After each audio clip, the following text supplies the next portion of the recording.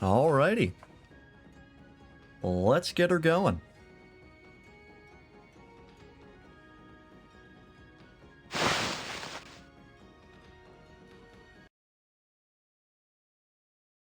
Let me get the music going. There we go.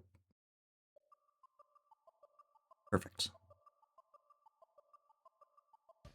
And... oop, there we go. Alright, welcome back in, folks. Welcome to more FanFest discussion, because we didn't get a chance to fully talk about it yesterday, because I started late, and wasn't able to go late. And, yeah. So we were looking at the, we watched the full keynote presentation at least, but I also wanted to watch the dev panel afterwards of them showing off Evolved mode. But before I do that, I was thinking about a little bit more. We should watch the keynote presentation again? Yeah, we'll just watch the whole thing again. I was thinking more about what we saw yesterday, and I remember yesterday when I talked about how, like, there was a certain thing. I have this where we're at currently written down, so let me go back. This part, right here. So remember yesterday when I was talking about, like, hey, doesn't this kind of remind you of XDeath from FF5? For those of you that weren't there, like, there's these, like, all these tree motifs that you can see, right? And given that there's a lot of, like, Nordic inspiration in Evercold, you know, going to be a reference to Yggdrasil, the world tree, at some point, most likely, which might explain some of these branch and tree motifs. But there's also this, like... Can I zoom in? Hang on, can I zoom in on YouTube? Sure can't. Let me just do this so you can see it. Let's take this. It looks Orican in nature. I kind of see what you're saying.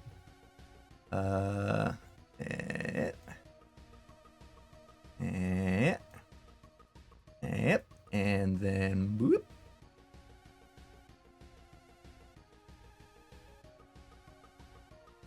So that helmet reminds me a lot of XDeath from FF5. Like, I feel like there's something there. In fact, let me pull up a picture of XDeath.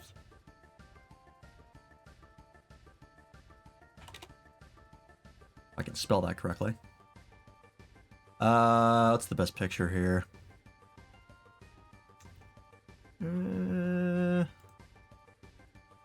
That one's pretty good. Let's see if I can... Oh, of course, it's a fucking Reddit image, so I'm gonna have to save it. God, I hate Reddit's fucking... Yeah, sure, here, it's fine. I hate Reddit's stupid review. Can't do anything with it.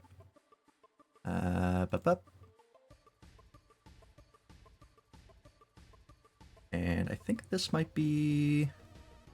No. Just change this to... Nope, not that. Oh.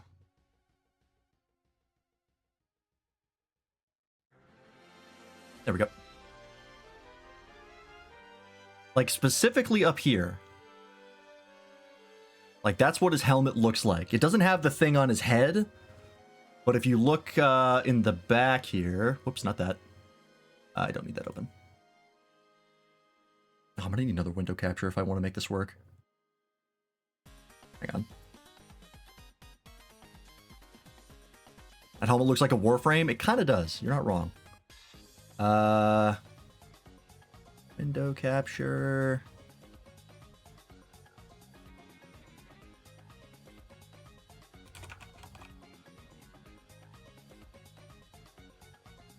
And it should be this. There we go.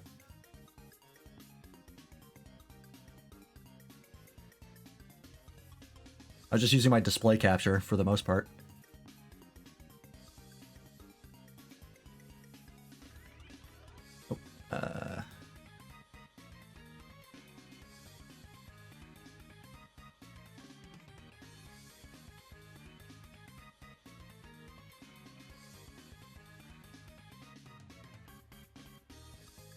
That's not what I want to do.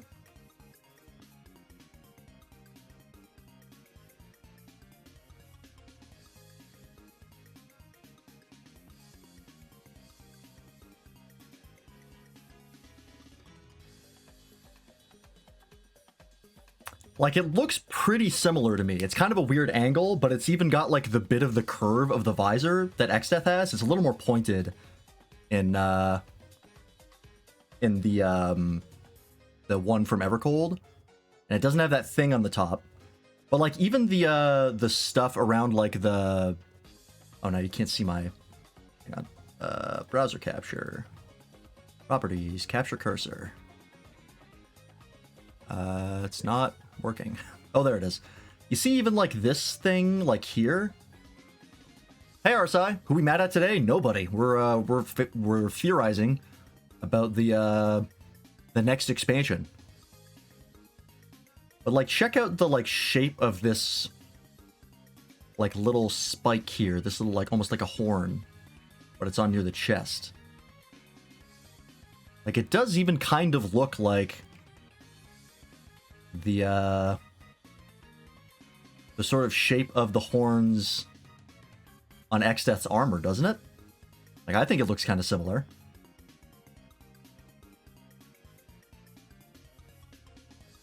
And you could even say that this thing up here could be a reference to...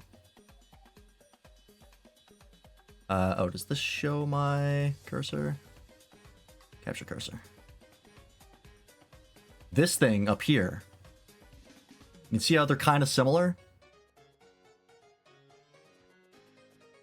In theory. Like, this one's much more pointed. Much more curved shape. But it's kind of got the same vibe. Hey, Doppel, welcome in. Thank you for the 16 months of Tier 1. Enjoy that ad-free viewing. Thank you so much. You're almost at a year and a half.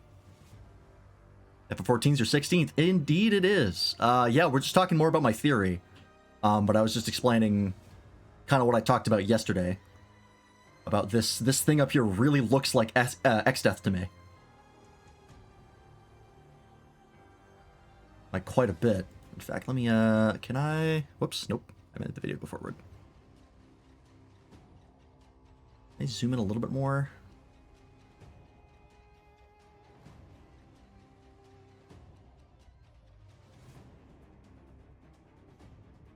Like, it's clearly different. They didn't just port it one-to-one, but it does look really similar.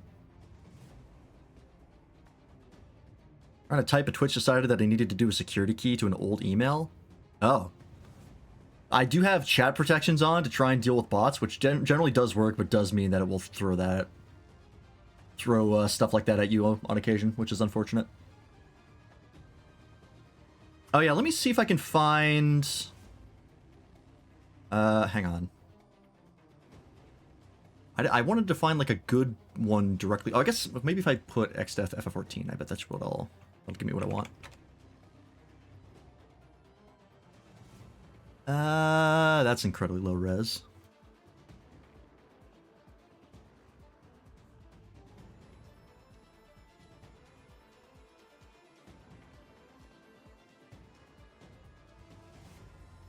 I mean, I think actually this model that I'm looking at is the one from 14. Yeah, I think that actually is the model from 14. Just no, like, good, like, front shots of him. But yeah, so this really makes me think of XDeath. And given there's also the tree motifs, I really think that might be the case. However, as I was thinking about it, I thought of possibly another theory that might support my idea. Let me quickly do this. And just reset that. I'm blind. Reset transform. There we go. Because I talked about it a little bit yesterday, and I got confused as to what I was thinking of from 14 or from FF5. Not this.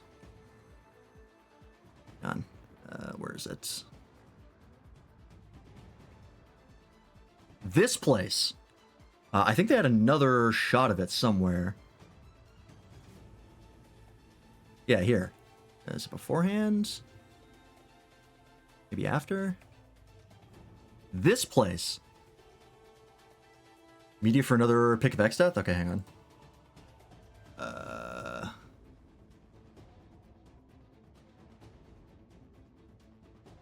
Okay, yeah. It's about the same picture. That was the angle I was looking at. That's okay. But yeah, this image. Remember that one fire village in FF5? Where they had all the lava around, like, the streets? I totally forgot. I think it's, like, Karst or something? No. Start with the K, I think. It was on the first world, and they were basically using the fire crystal to, like, heat their whole town and, like, get power from it. And that kind of looks like what's happening here. Like, this reminds me very much of that town, now that I remember it. Especially considering they've got what looks like almost smokestacks. Where they'd be clearly using that, like, fire to, Karnak, that's it. Does this not remind you of Karnak? Like, a little bit, at least?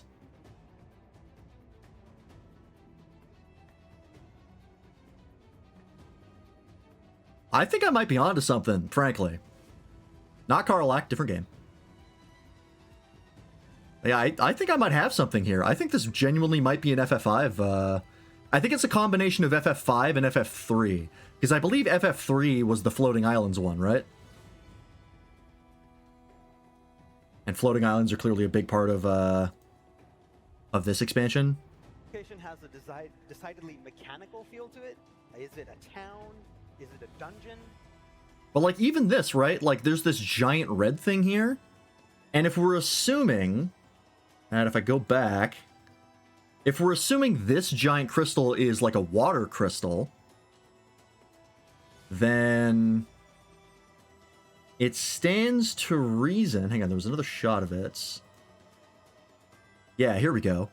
Because we even talked about how it looks like the water is draining out of the crystal. And even the bottom of the crystal here looks like it's almost being eroded away. Right? Yeah, I think we're doing the 4 elemental crystals again. I think we're doing an FF3, FF5 expansion. Like, way back to the roots of classic FF. Where are the wind and earth? We don't know yet. But I think this is the water crystal that they've been using, right? Like, that was the whole problem with FF5, or, well, one of the problems, was that they were kind of abusing the crystals, right? And so I think that's what's happening here, is they're eroding away this water crystal to keep this land, you know, moist and fertile, right? Probably like farmland, or something like that. And then I think in the case of the other one, where was it? In the case of this, I think this is Karnak, and this is them using the fire crystal to, like, heat everything and generate power. Wasn't FF5's Earth Crystal hidden away in a secret temple? Maybe the Earth Crystal's on the surface with all the ice? I don't remember. Because the Air Crystal was the one, the Wind Crystal was the one right at the start of the game that broke immediately. The Water Crystal was hidden, like, back. I think maybe the Water Crystal was hidden. I'm thinking of FF5. I forget where they were in FF3. Yeah. God, it's been a bit since I played 5.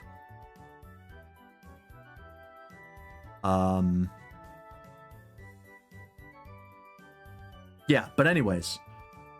I think I'm cooking. I think I might have actually nailed it. I would be surprised if I was wrong at this point, actually.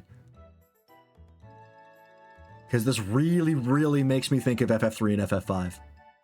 So I think this is going to be Karnak. In fact, they might even just straight up call it that. I wouldn't be shocked if they did. There was also this one here. And there's another crystal here. This kind of looks like the wind crystal, doesn't it? Oh, that like swooshy air effects kind of going around it with these things here. So I think this might be concept art of the wind crystal.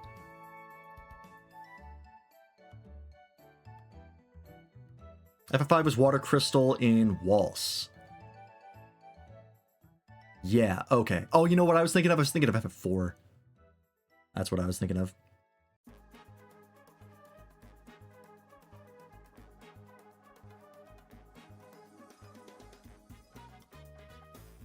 Yeah.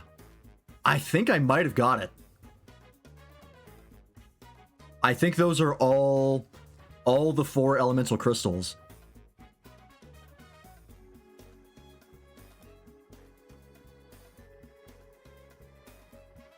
There is also this thing, which does have what might be a crystal in it. I almost wonder if maybe these guys have taken the crystals, because it says they're roaming the ice. So here's my theory. If this is going to be like FF5 or FF3, particularly FF5, my theory is that this art that you're seeing back here, right, of like, you know, maybe Karnak, right, and it's all lava-y. Whatever this place is, this place here, right, this might be Waltz. Wrong about the crystals, think you need a crow on stream, or fried chicken, not disgusting. Yeah, I'll have to think of a punishment. Yeah, well, FF5 had 2 worlds, so 8 crystals. I don't think it's not going to be exactly like FF5. None of the expansions are. They just reference them a lot. But I think what might happen is these are going to be like the initial, like, how the zones look before everything goes wrong. Right? Because in the trailer, they were the old lady was telling a story to that little Aura girl of like, here's everything that happened, and it kind of goes through like, you know, this place was once lush and abundant, and then everything froze over, and it sucks now. I think this is maybe images of what it was, and maybe we'll even get to go back to it. Because remember in Dawn Trail was the first time. Well, maybe not the first time, but at least the most recent time that they had a zone that changed through the story, right? With Living Memory. Living Memory was like, you know, the super fun, giant golden, you know, heaven theme park. And then we shut that shit down and the whole zone changed. And then it became like a dilapidated, you know, gray shitty place. And then eventually, you're at the end of 7.3, you fix it kind of. And it becomes like, you know, closer to what it used to be. I think maybe that might be what they're going for in this expansion. They did it in Shadowbringers too, I always forget that. I think they're going to have all of these zones, and they're going to have versions of them that are like wintry and covered in ice, right? And that's how you're going to get there and show up, and it's like, oh yeah, this place is dead. Because it's already, you know, it's already happened. And then either we're going to go back in time to see the original versions of the zones, or we're going to fix the zones and make them into what they once were. Similar to Shadowbringers. Again, this is just Shadowbringers 2. We had Stormblood 2, now we have Shadowbringers 2. And it could be, in order to do that, we've got to fight these guys. Maybe these are the crystals. This one's maybe a stretch. But maybe these are the crystals that used to be around the places that these giants took, right? I don't know if they did it maliciously or they were trying to safe keep them because everything was going bad. Whatever.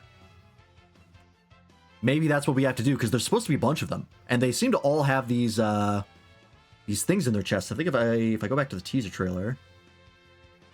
Where is it? I think they show it off. Some point.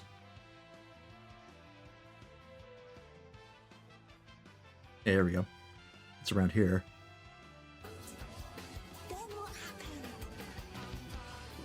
Remember the 4 original crystals were Exdeath's prison? Yeah, they were keeping him sealed. I went too far. Hang on.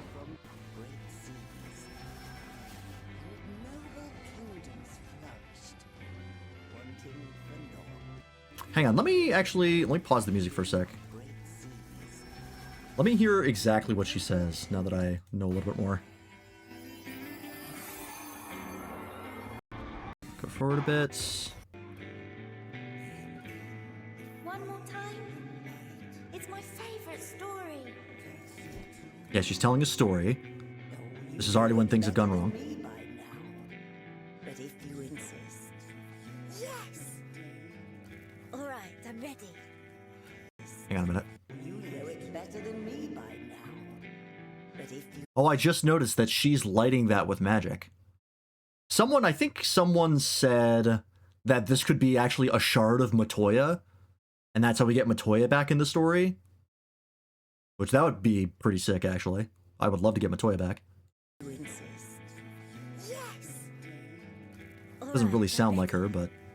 Tell me about the promised land. Long, long ago, in a time few yet recall. Long, long ago in a time few yet recall. Life prospered, for the world was rich in plenty. Life prospered and the world was rich in plenty. The world was rich in plenty. Majestic trees stood sentinel over lands without end. This tree stood sentinel over lands without end. Towering peaks sprang rivers, flowing. Theory. She said land stood tall, then stood, or something. Hang on, what exactly did she say? Majestic trees stood sentinel over Stood sentinel. lands without end. Over lands without end. So I think what she's saying there maybe is that the world used to be normal, just a regular world with, you know, continents and oceans, and this is before they had to make the islands. So before everything was connected, I believe is what that means. From towering peaks sprang rivers, flowing into and feeding great seas. And noble kingdoms flourished, wanting for naught. Noble kingdoms flourished, wanting for naught. So they had everything that they needed. They were living good. Probably because they were taking resources from the crystals, which is the whole deal with 5, or one of the deals with 5. Remember when the Crystal Exarch came from when he took the Crystal Tower? The future of the source, yeah. What about it?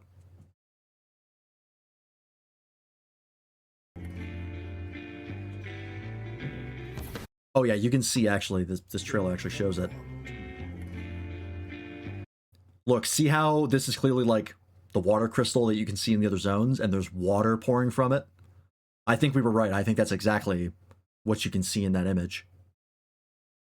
Is all the water pouring out from the crystal. It even kind of looks like a glacier that like looks like it's breaking apart almost. Just need these ads. Right, and then we drop in. Where we dropping, boys?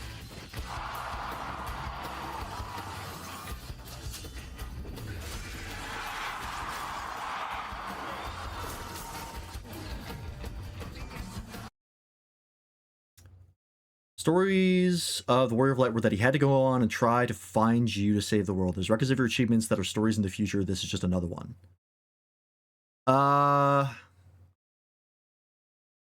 What do you mean by this is just another one? This is just another, like, story of the Warrior of Light? Maybe. She does say that there's... When you get to the end of the trailer, there's, like, there was someone that showed up and we called them the Far Wanderer.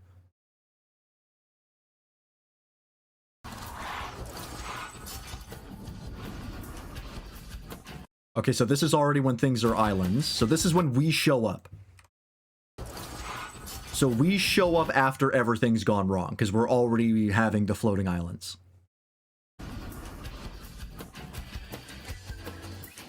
But then came the relentless ice.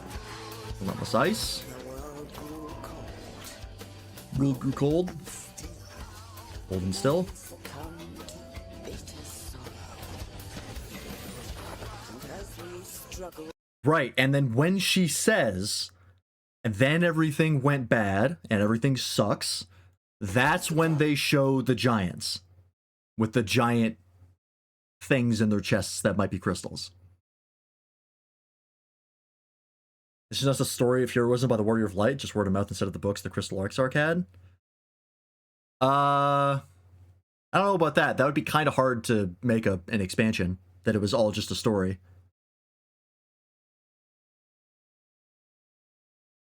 I don't know about that one. And what'd she say here? and as we struggle to survive, As we struggle to survive, they they marched, marched. All was lost. and all was lost. Hey, something I just noticed. Look, this one is green. This one over here is yellow. The other one that we saw earlier was blue. Could be a summoning like the Crystal Exarch did. Maybe. That would be a little too similar to Shadowbringers. I think what's more likely is that we're going to use that key that we have. It depends on what happens in 7.5. But I assume the key that we have is going to allow us to travel between shards. And we're going to use that to get to this shard. Because you can even see it at the start of the trailer. Right. There's the gummy. Yeah, and then this is the thing that's inside the key. You can literally just see it. So assuming that is them showing you like, hey, this is how you're gonna travel between worlds. Yeah, let me go back. I want to see those giants again. Men succumbed to bitter sorrow. Men succumb to bitter sorrow. Interesting. As we struggle to survive, Yeah, that one's blue. Hang on, let me go back. and as we struggle, See? This is the blue one. This is the water crystal.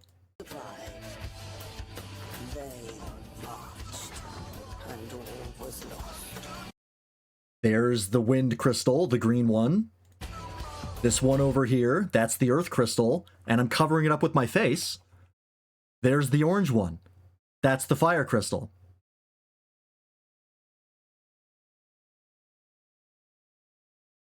So they, after everything went bad, took the crystals with them to safekeep them, or maybe they caused the things to go bad by taking them. We don't know if they're malevolent or not.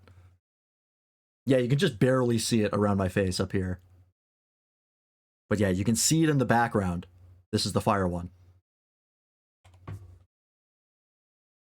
How are we just going to so happen to go to a reflection on the brink of destruction from a calamity? Are we guided by a Zem? I don't know that part. There's many different ways they could do it. 7.5 might set that up. Because I don't think we're going to get summoned again, because summoning was a big deal. Like, the Crystal Exarch had to be super strong to summon people. Because he had to literally, like, link himself to the Crystal Tower to be able to cast spells of that magnitude. So you can't just do that. That's a big deal. But I assume they'll set something up of, like, here's why we want to go to the 4th.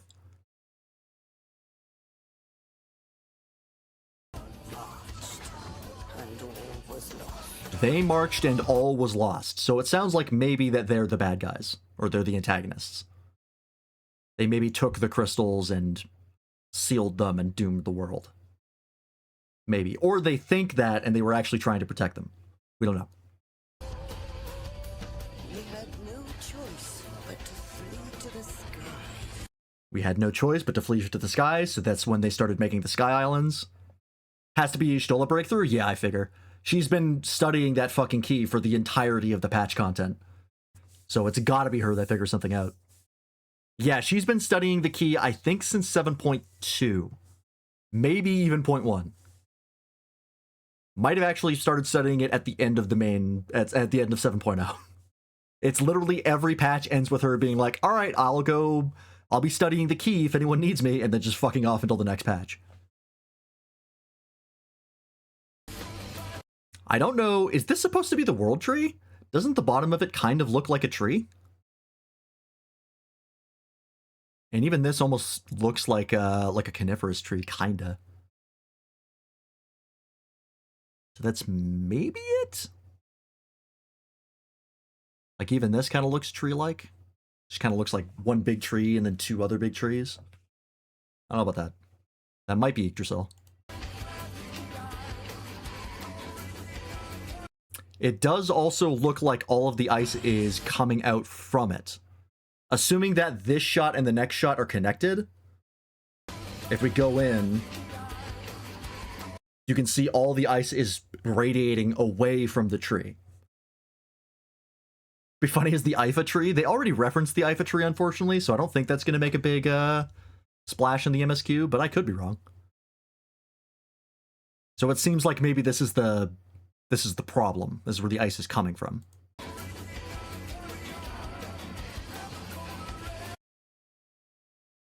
Right, and then we have these two characters. Oh yeah, you can even see, check it out, right up here. That's a branch. That is a tree branch for sure. Instead of mist, it's ice. Oh, you know what? That's maybe that actually could be it. I don't know if that's just because she's in like a foresty area, or if because that's actually coming out of the big tree. I have no idea what her disappearing means.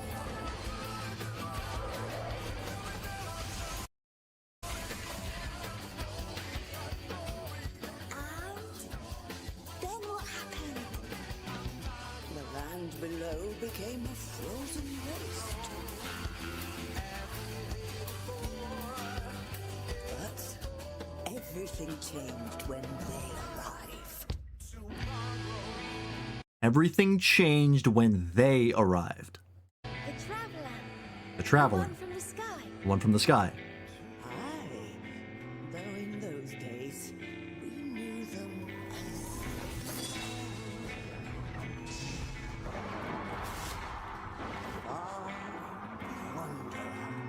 The Far Wanderer. We knew them in those days as the Far Wanderer. Here's my theory. They're not talking about the Warrior of Light. The Far Wanderer is not the Warrior of Light. The Far Wanderer, I think, is a Zem.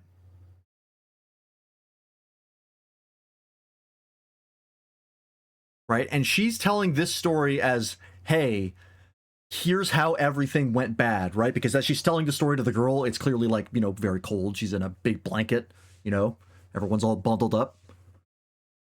And then the Far Wanderer arrived, and that's where the trailer ends, right? Also, this might be a bit of a cracked theory. I don't know, this might be pushing it. Is this Meteor? Is this the player character? Or is this a Zem?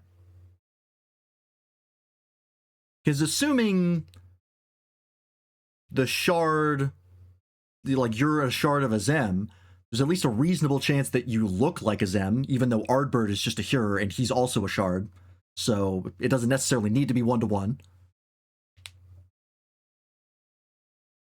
But they could look the same, because there's precedent for that for all the other shards.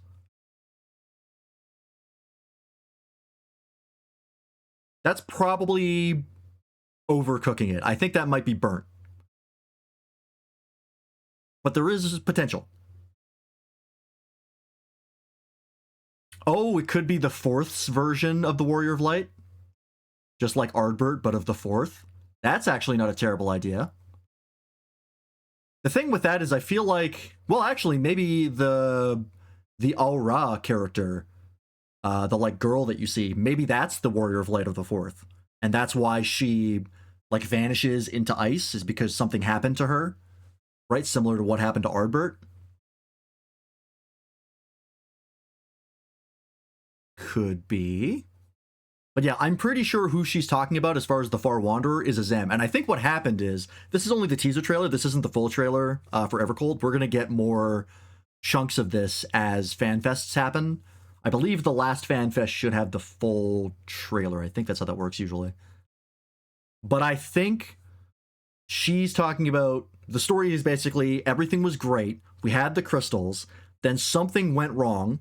Either the giants took the crystals or something happened, whatever it was. Everything started to freeze. The giants took the crystals for whatever reasons they did. They're just wandering around now. And then the Far Wanderer, aka who I think is Azem, showed up.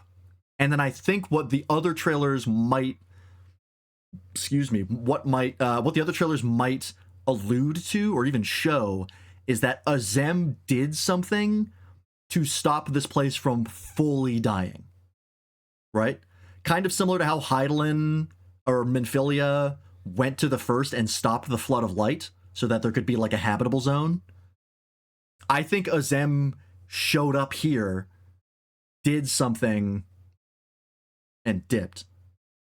Got a dinner, don't go full crackpot without me? Okay, I'll try. No promises. The only reason why that might not make sense is we don't know what happened to Azem and where they went. Because I don't think we have... I could be very wrong about this. Final Fantasy XIV lore master, just correct me. I don't think we have any idea of what happened to Azem after the Sundering. Get the corkboard, I'll get the yarn and pins. I might need that. Topple deleted the message. So yeah, I don't know what happened. I don't know if it's possible that Azem could have gone to the Fourth after they had tried to rejoin the Fourth, because I believe this is the result of a failed rejoining. And Azem stopped it somehow, right? Did similar to Minfilia and made it so that people could at least survive. So I think that might be the sequence of events. Is Azem, everything went bad, and then Azem showed up to at least keep them alive, and that's who the Far Wanderer is. That's who they're telling the story about. Because also, I believe the word traveler does link in directly with Azem's theme. Like, I think one of like Azem's roles is to travel around. I mean, they did travel around a bunch of the times. So it would make sense if it was Azem. But then the question would be, how does that work timeline-wise? Because this must have happened way, way before the Warrior of Light was a thing. And if the Warrior of Light's a thing, and Azem wasn't sundered when all of the other reflections were, how did he get sundered later?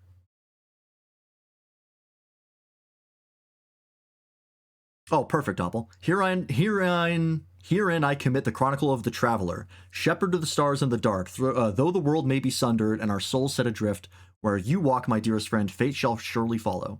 For yours is the 14th seat, the seat of Azem. There you go. And that's quoting Emmett Selk.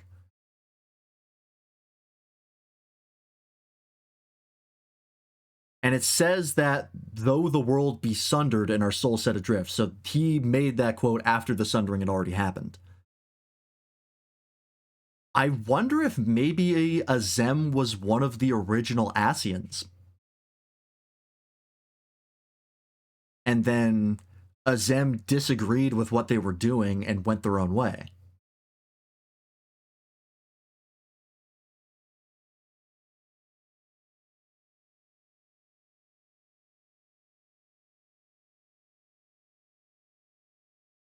Because the only people who went unsundered when Hydaelyn sundered the source into the original world, the Theris, into the source and the reflections.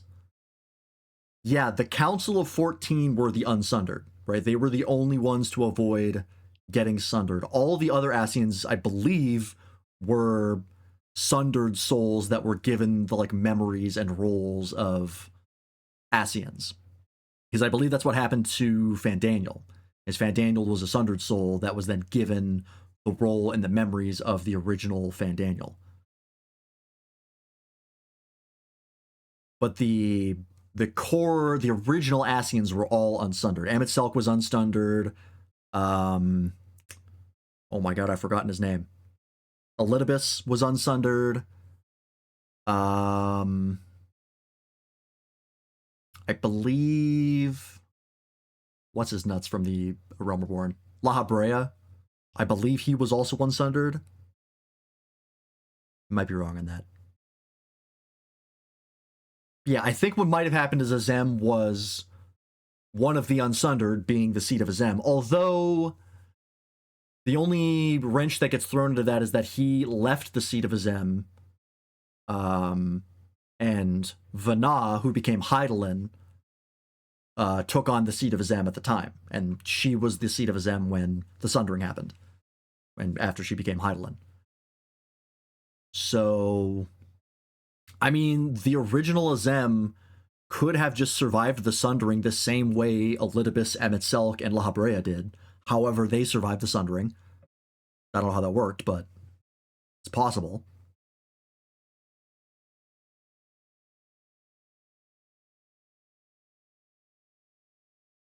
And then he worked with the original Ascians initially, or maybe he even didn't. Maybe he was just unsundered, but just out there doing his own thing. And then the Ascians started cooking up their whole rejoining plot and started trying to rejoin things. And that's when he got involved of like, I can't let this happen. And started to try and do something about it. So I think maybe the fourth, I don't know if there's a timeline for what order the reflections got messed with. That might exist somewhere. Maybe I'll try and find it.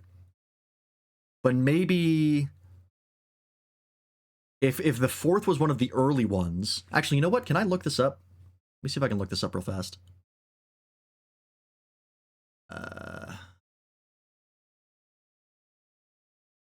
FF14 reflections.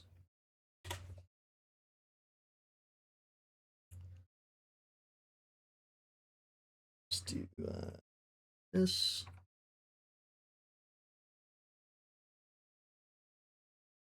Spoiler warning, yes. Okay, that doesn't tell me a whole lot. As far as timeline, there have been 7 rejoinings. Okay, this image is useful.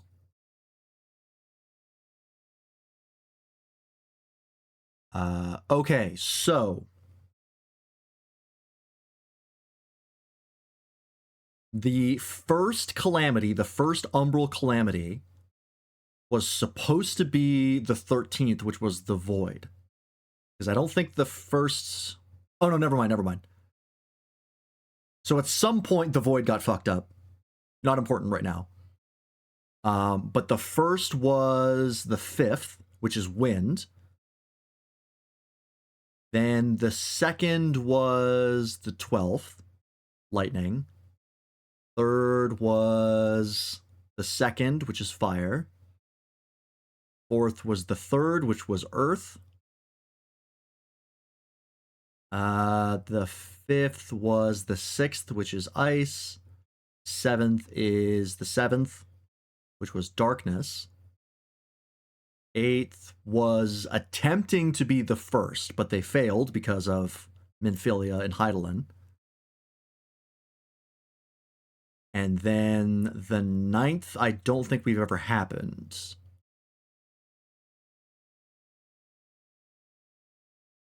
That could have been the 9th with the Storm Surge, but we don't know the timeline of that. But the 8th was, the attempted 8th on the 1st was the last one. Right? I think so. So what might have happened, and this actually could be, because time is different between the reflections, because like we sent Minfilia and Ardbert back to the 1st in Heavensward, and then when we got there in Shadowbringers, that had happened like many, many, many years ago, like way in the distant past. So the timeline might not need to fully make sense because of that. So what could have happened is the fourth maybe could have been an early one. Here's the possibilities. The fourth could have been an early one, and Azem tried to like deal with it and stop it, but couldn't fully get it done because they lacked the power. And then what they might have done is, in their ancient wisdom, decided to sunder themselves intentionally to put a warrior of light on every reflection, right? Basically to get more hands to help. And attempted to stop the other calamities.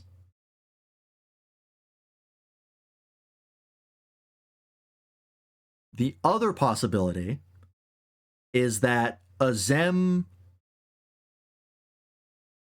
did sunder at least part of themselves, but is still as a whole moving and working stuff, and the fourth just happened.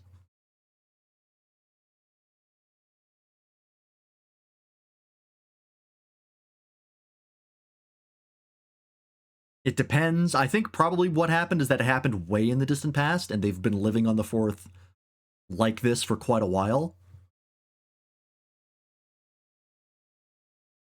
But there is the possibility that Azem, who is mostly like the main,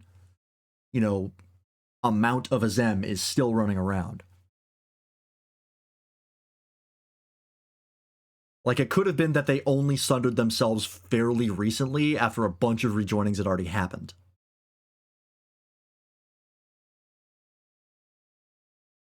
And then maybe that's why the Warrior of Light was particularly... Well, I guess it doesn't really matter. Warrior of Light would have gotten stronger with each rejoining anyways, because more souls were getting completed on the source. But it could have been that all the calamities happened, and then Azem sundered themselves and sent a Warrior of Light to each location. And then maybe the Warrior of Light, the player, just got the majority of soul, and everyone else got, a 14th. Which is why we're so goddamn strong.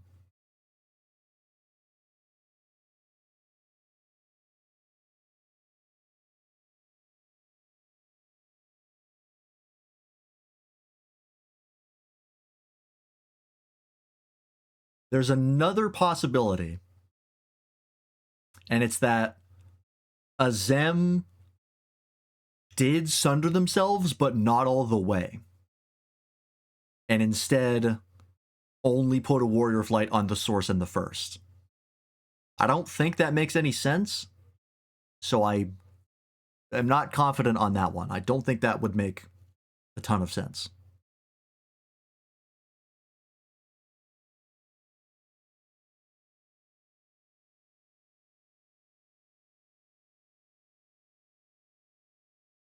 I'm just really trying to figure out if Azem is still out there, or if they've been sundered and they're just gone. I think my theory...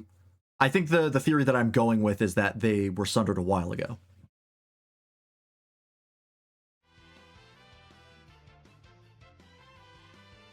And that the stuff that happened on the fourth also happened a while ago. This was before they sundered themselves. Yeah, I think my theory ultimately is that Azem was unsundered, but did not join the Asians, or at least maybe did, but then left early on after he saw what they were going to do, or they saw what they were going to do. And then, at some point, tried to stop what happened on the fourth, realized that they weren't going to be enough because there was too much happening, and decided to sunder themselves to put a version of them on every shard to try and stop them. Whether or not that happened before or after the calamities, we don't know. But I think Azem is gone.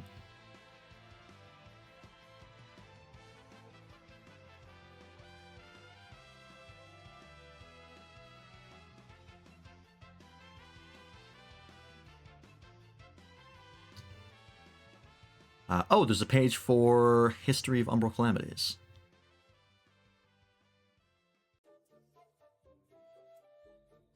Sundering.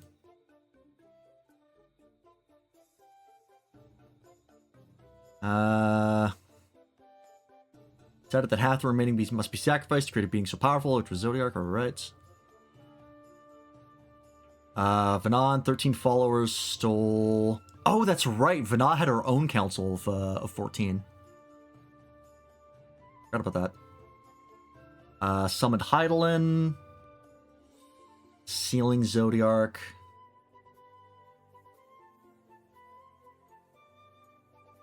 Split reality, reducing the inhabitants of the star of the fraction of their power, so much weaker that they were unable to use the creation magic that perpetuated the final days. Right.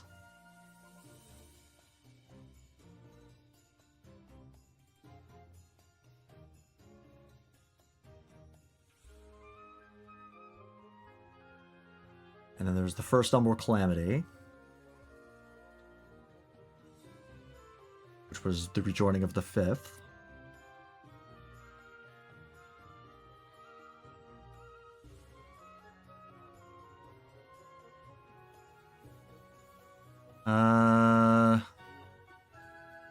Condition 1, abnormal ascendancy. By being physically separate of the rift between worlds, all these worlds have their own etheric balance, composed of the same elements. One of the reflections of a singular element becomes much more prevalent than the others. XX ether will start being pulled towards the rift, towards the source. The arrival of this ether in the source will influence the etheric balance there, causing disruptions and disasters, matching the elemental flavor of the incoming ether. And then condition 2, which is a crack in the barrier. Once the reflection meets the first condition described above, the supposed barrier that separates the reflection from the source begins to thin and eventually vulnerable to breakage. When an event occurs that is big enough to crack the barrier between worlds, a rejoining is finally triggered. As the remaining ether composing the imbalanced reflection to pour into the source all at once like a flood, supercharging the event's effects on the source with the element of the incoming ether, resulting in the cataclysmic effects typical to an umbral calamity.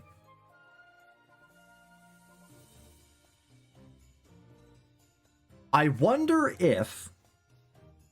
This is probably a long shot. I wonder if on the 4th, Azem fought to stop that crack in the barrier from happening, and either as a result of that, or as like a last-ditch measure to survive, became sundered during that fight with whoever they were fighting. Like, maybe they were on their last legs and they were about to die, and they were like, haha, just kidding, I sunder myself, fuck you. You know, like, see you later, and, you know, all the shards of the Warrior of Light went out. Or that fight sundered them, which, I don't know if that's something that can happen just as a result of kicking someone's ass.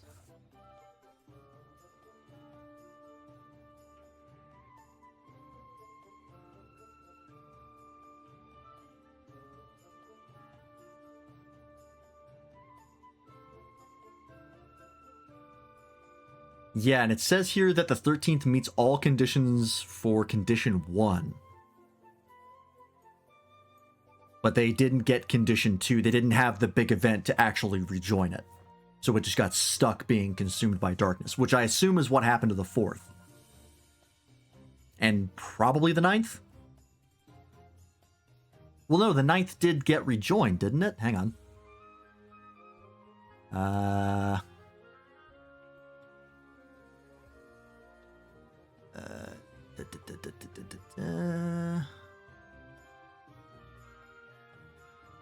Which one? Was that one rejoined? Hang on.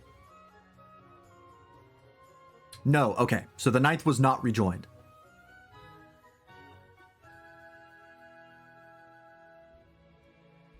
So yeah, I assume that's what happened with the 13th, the 9th, and the 4th. Is that the Ascians attempted to flood the world with a specific element, but failed to actually cause an event big enough to crack the barrier, to trigger the rejoining. And based on the Godless Realms tagline for the current arc of the story, I'm assuming what's going to happen is that each expansion is going to take place on a different shard, and we're going to go around trying to figure out what happened with each shard. I don't know if maybe someone is triggering them as we get there. Like, again, we don't know when this stuff happened on the 4th. But we've already gone to the 13th and tried to fix it with Zero and Golbez. They're currently doing stuff there. The first we've started to fix because of the events of Eden, even though that's side content. The fourth I'm going to assume we're going to pull an Eden on anyways. And then, yeah, the 9th is just kind of hanging around. We have a portal to it in living memory. And then the 8th and the 11th are just there, possibly to be used later.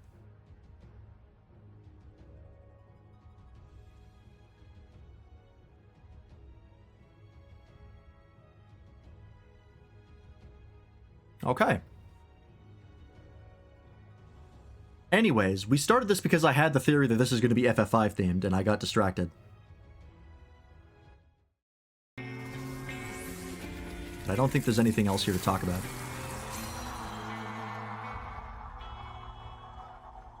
Long ago, in a time few yet recall, life prospered, for the world was rich in plenty. Get distracted more. I haven't hit an hour for the drops yet. There are drops? Lands without end. Oh. From towering peaks I didn't know that. I should get some myself. flowing into and feeding great seas. And noble kingdoms Got one of them? flourished, wanting for naught. The cat? Oh. Oh yeah, it's the fat cat.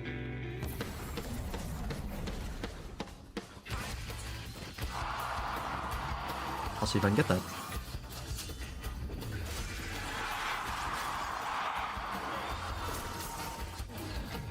The only thing I'm really wondering is Below life. Every those days, we knew them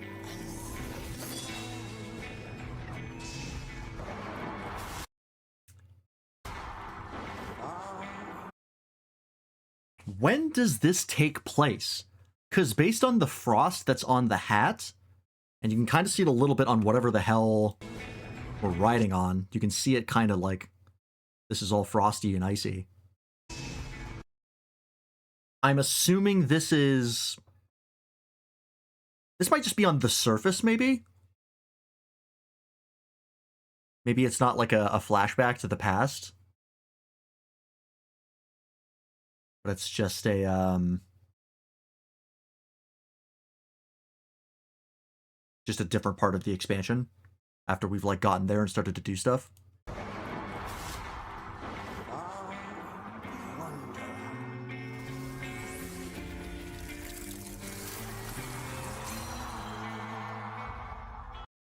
Yeah, this must be the world tree.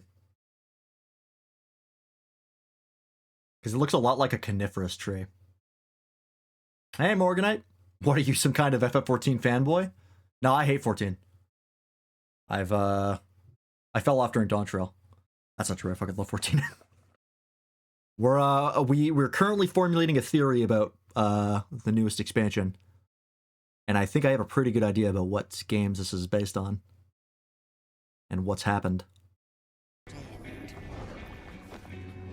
From towering peaks sprang rivers, flowing into and feeding. If there's any way I can spread this theory, I'm sure Jesse Cox has already gotten the exact point that I'm at, and probably even further, because he's a fucking lore master. But if there's any chance I have to actually spread this to FF14 creators in the space, it is going to be on Grinding Gear, and I'm gonna have to catch one of their streams and be like, hey, I have a theory about Evercold. Do you want to hear it? Because there's no way this is gonna break out of my little bubble.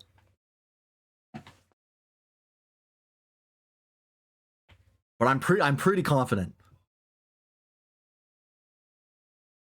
Like this being the water crystal.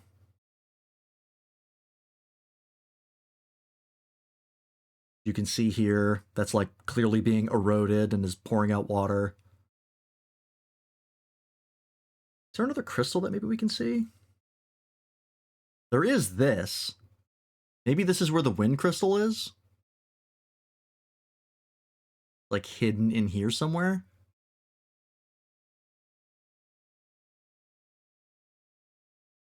gone.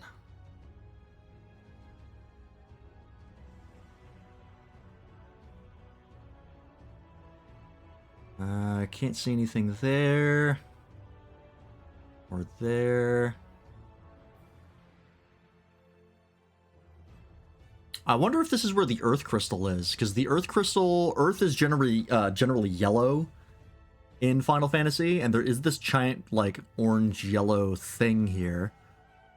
And it would be where, like, farms are, you know, the bounty of the Earth. And of course, they're all yellow.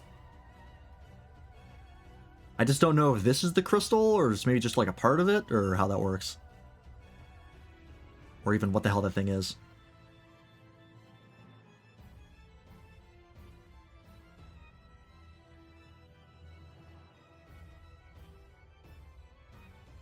This area could be more about where the Earth Crystal is.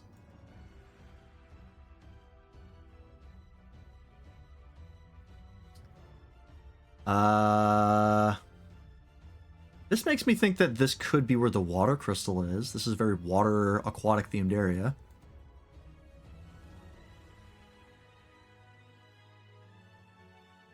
Again, the fact that there's like branch and tree motifs fucking everywhere. It's lousy with that motif. Infested with branches. Which is very intentional. Yeah, I think because this is like almost like a wave motif, sort of like a ripple of water. These look like classic sea serpents. So I think this must be the water area. That could just be walls.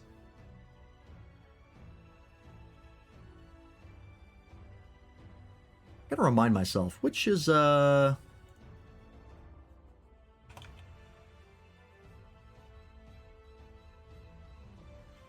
location, Final Fantasy V. Fucking get out of here. Fucking fandom. It's a prosperous country with many rivers and forests brought to fruition by the Water Crystal. That's like a dead-on...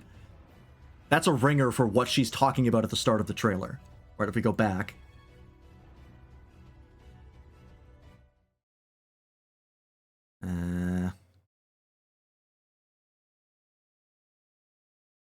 I should just have... Hang on, can I get this... Pull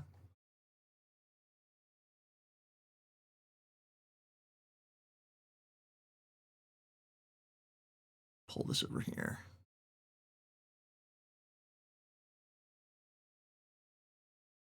F14.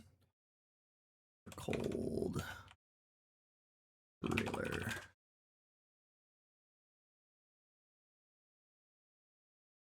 Peggy's. Shut up. Oh, this person uploaded it with subtitles?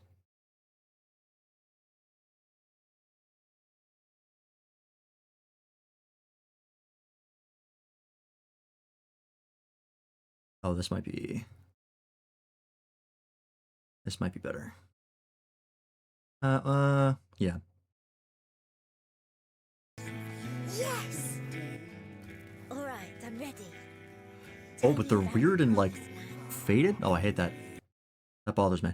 Alright, let's use the main one. Peggy 16. Yes, I am aware. Thank you. Can I have a water crystal? Oh, you can get all the crystals you want in 14. I'm loaded with crystals. They get their own inventory. Right about here. One more time? It's my favorite story. Tell me about the Promised Land. Tell me about the... Oh, I missed that. Tell me about the Promised Land.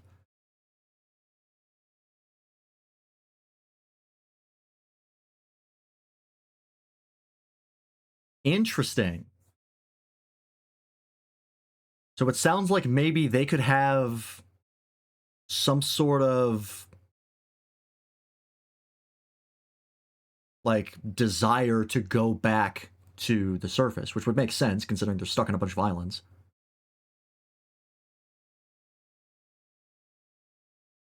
Okay. So they treat it like the Promised Land, like it's the mythical land that they had to leave and they want to go back to. Okay, that makes sense. Long, long ago, in a time few yet recall. Life prospered, for the world was rich in plenty. Majestic trees stood sentinel over lands without end. From towering peaks sprang rivers, flowing into and feeding great seas.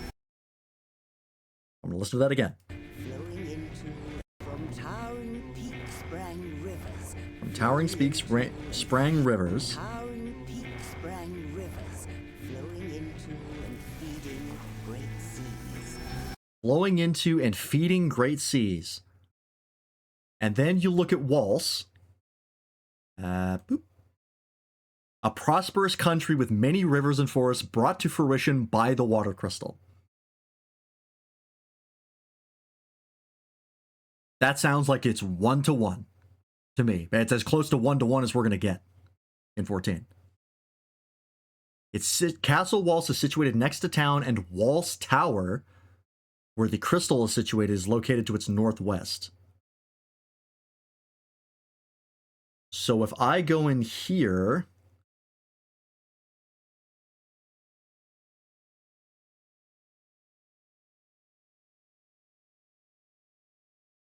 so this is probably Waltz. There are a bunch of towers here. Any one of these could maybe be the Waltz Tower that they're talking about. But it's probably in this area. And then this back here might be Castle Waltz.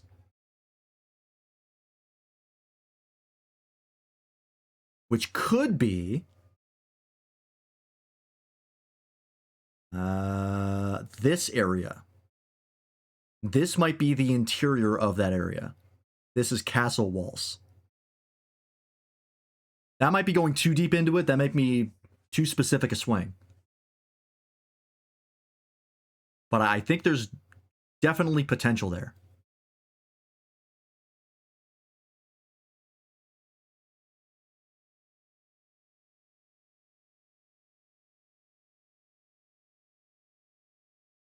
Okay. Can we see any other potential spots for crystals? So this is the concept art.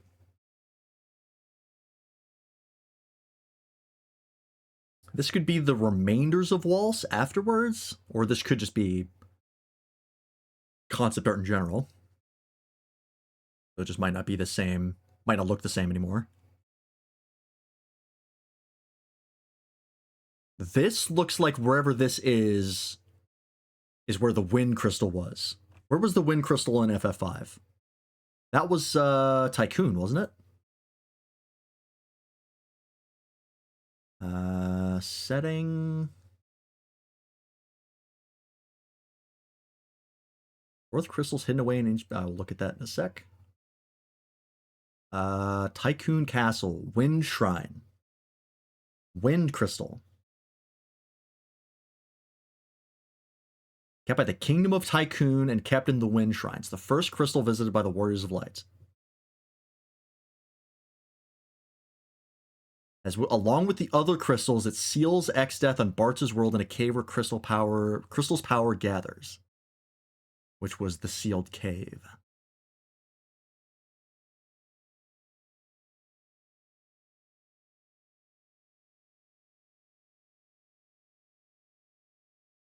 Wind Shrine. Maybe that's the Wind Shrine. Is this here?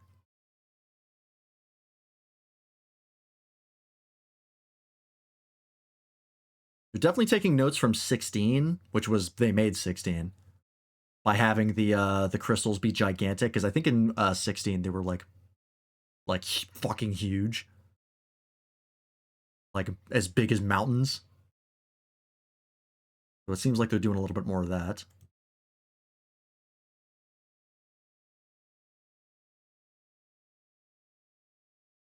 Right, and it was there. Okay.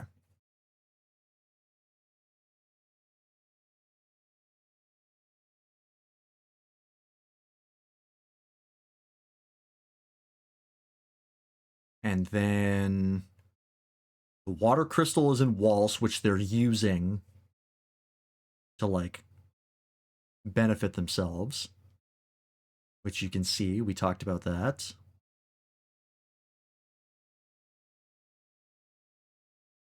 Carlavos. What the hell's Carlavos? Oh, right, that's it. Yeah, right, okay. Maybe we'll see that in Evercold. Or we've already seen it. It's in 14, I just don't remember. Graveyard, right.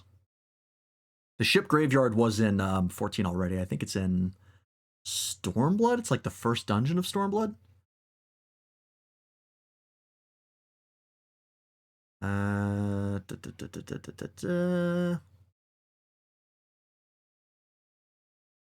Fly the Windrake to Waltz. Entreat its king to shut down the amplification machine they use to enhance the water crystal's powers as it's weakening the crystal. I think that is exactly what's happening in Evercold, or at least happened in Evercold. So I think this is... I think all the signs point to this being FF5 themed.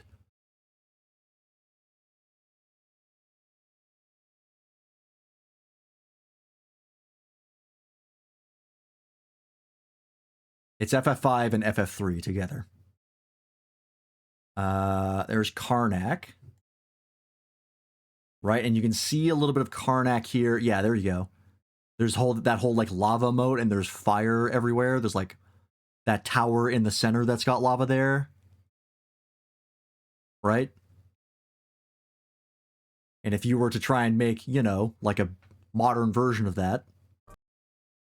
Oh, I don't want to see chat. Get the fuck out of here. Oh yeah, we still have some. And this is the same. This could be this. That's like their interpretation of it.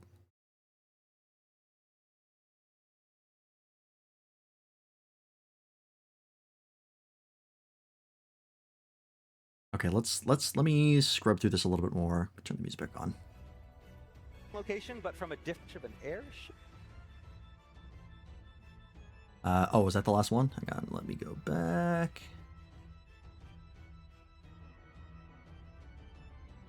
Right, so this is the Wind Shrine. This looks like it could be part of the Wind Shrine. Because it does have that river flowing down the center of it, but it gives me more air motifs than it does water, like especially these swirls here. Like this makes me think of like a stylized gust of wind. Kind of reminds me of Avatar, actually. Almost like an air temple. I think this might be part of the Wind Shrine. Yeah, and then this is probably Karnak, or a Karnak reference. This is a roof. This doesn't tell me shit. I guess there are these goat motifs here, but that could be anything. Or I guess this is just a house. There's a door down there that you can't see. This is the thing that we were talking about earlier with the big X-Death reference, which I think is an X-Death reference, or could be at least. Love goat on roof. Goats love being on roofs.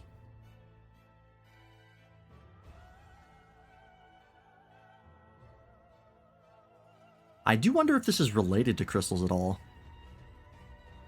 If, like, this is maybe the outside of where they're keeping a crystal, but I don't know. This feels almost unrelated to the crystals. This is just a nice little building. This is Karnak again, or what I'm going to keep calling Karnak. That's Karnak again. Okay, and that's I think all I got. I think that's like all I can say on the theory that this is FF5 themed. Oh, what's up with the hole? I know what you mean. That like giant this thing. I don't know. I did see that earlier and I didn't know what to say. That is weird. I don't know if that's just concept art fuckery or if that's supposed to be something.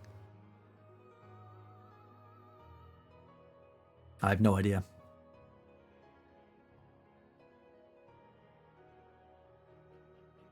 But then this is where they talk about, yeah, there's concept art of the giant.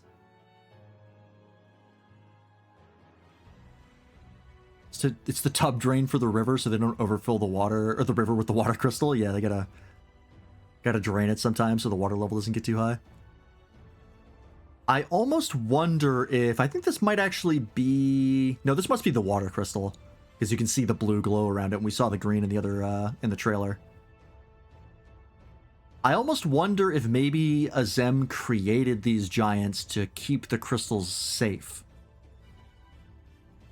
Even though it, like, screwed things up. You know, maybe things were already getting screwed up and this was damage control.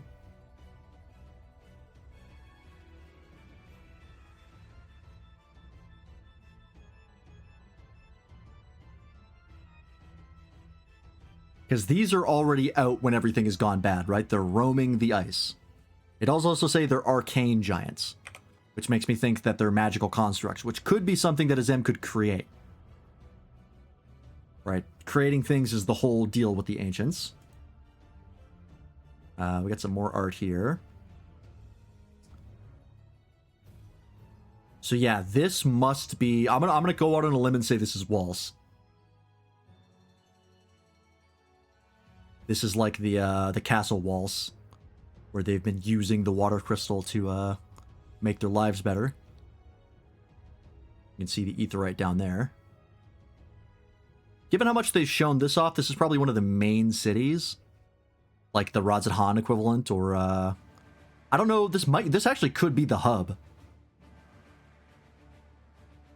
We don't know if this is we don't know which of the two, because every expansion has two cities. One of them is like the main world hub for it, and then the other one is like the end game hub that you spend a lot of time in. Like Solution 9 is that for Dawn Trail, and whereas the main hub for the actual expansion is Tyrol, or Tuliolol, whatever, which one it is, whatever one it is. I think it's Tuliolol.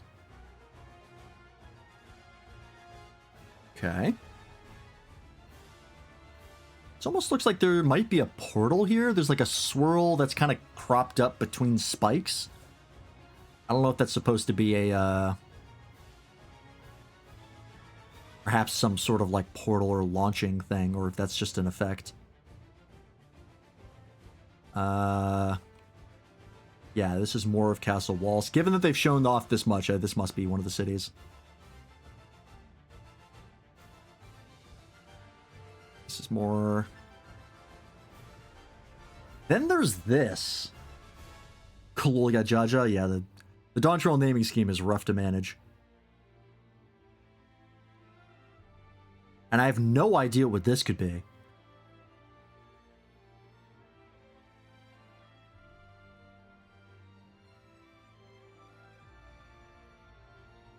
Giant flowers. This is very, very floral.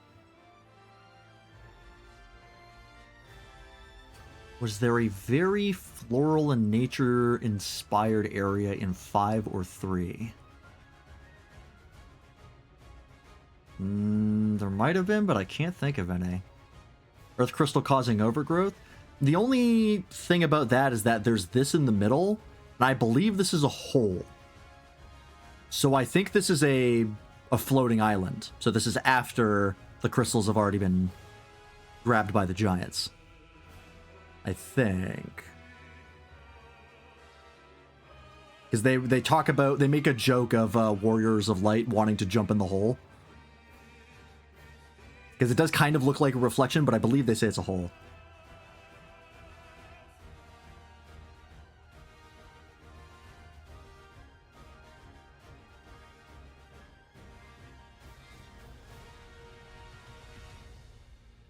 It could still be related to the Earth Crystal. I like a hole now and then. Oh, I'm sure you do. I'm trying to figure out if this is abandoned. Because there are like houses and lights on, and nothing looks particularly smashed. But also, like, there's no pathways. Like, these stairs down here, I'm covering it up with my face. These stairs just go directly into a patch of flowers. Not to, like, a sidewalk. Or any sort of pavement. And, like, even this, you can see kind of just goes nowhere. And, like, this all looks like... There's, like, a stairway here, but this one's all overgrown. But, like, there are lights inside the buildings.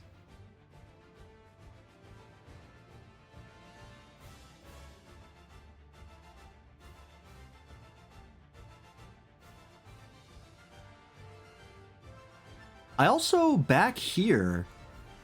I don't know if these shadows on the sides here are supposed to be something that's, like, peaked over the top, or if this purple glow is something in the foreground, and if this is a giant crystal. I can't tell which one of those are true. It's not detailed enough for me to make that out. Yeah, the features seem to bleed together. I mean, this is concept art, so they weren't really worried about, like, you know, actually making it make sense.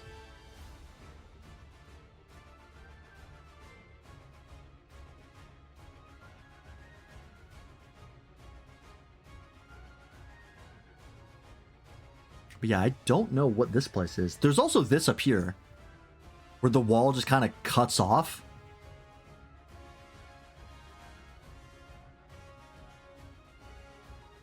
And I don't know if that's just because it's like the wall is destroyed, or like that, whatever this is destroyed, or if that's just because it's concept art and they were like, that's good enough. It gets the job done. It is pretty. I do like this area a lot. Hopefully it looks this good in game. But, like, yeah, like, this area doesn't seem abandoned. It's like a bright orange light here that makes me think there's a big light in there and there's people there. So I don't know what this is. I like to look at my 14 art book every now and then. Ooh, nice. Those art books can be real nice. And then there's this.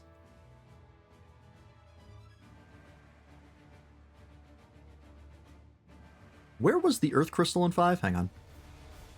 It's the original ARR art book. Ooh, nice. That's cool.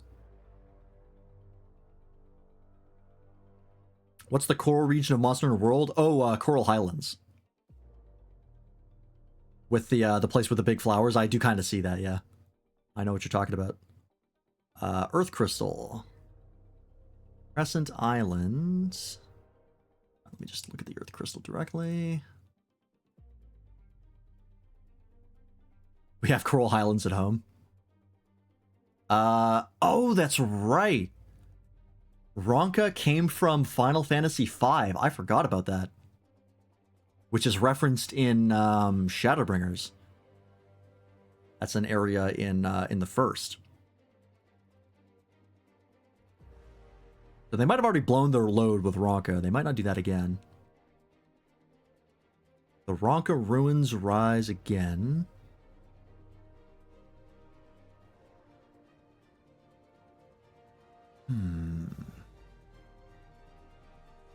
The epilogue, the Earth Crystal reforms inside the Pyramid of Moor. That doesn't really look like a desert area.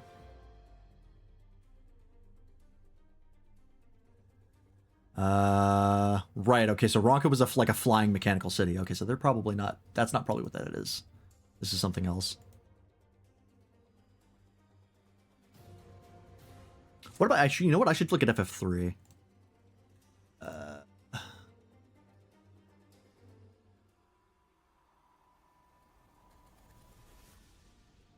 This...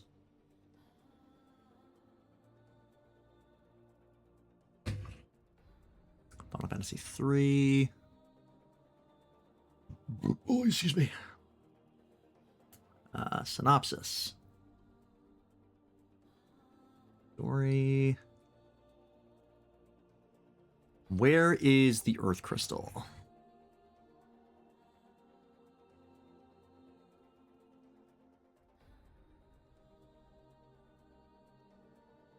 All right, the remake is very different. I'm gonna have to parse between the two. Fire Crystal. Earth Crystal. Goldor Manor.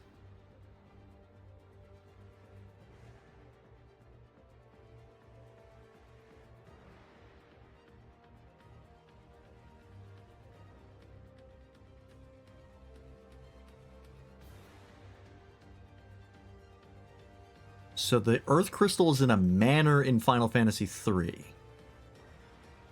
Oh, but it's not the real Earth Crystal. But hang on, so that could actually be this area. Because this kind of looks like a manor, doesn't it? And the one in Goldor Manor is a fake in Final Fantasy III, so maybe the reason why everything is overgrown and shitty is because they have a fake Earth Crystal that is, like, causing all of this to happen and screwing up the town. Possible.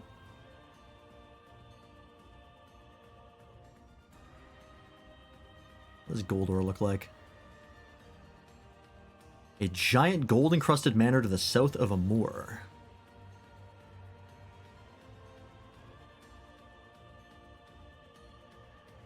And I do remember FF3 very well, clearly.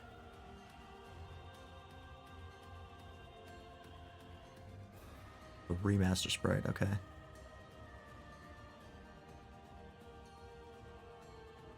Where's the town in FF3 where the party wakes up after defeating the Kraken? Right.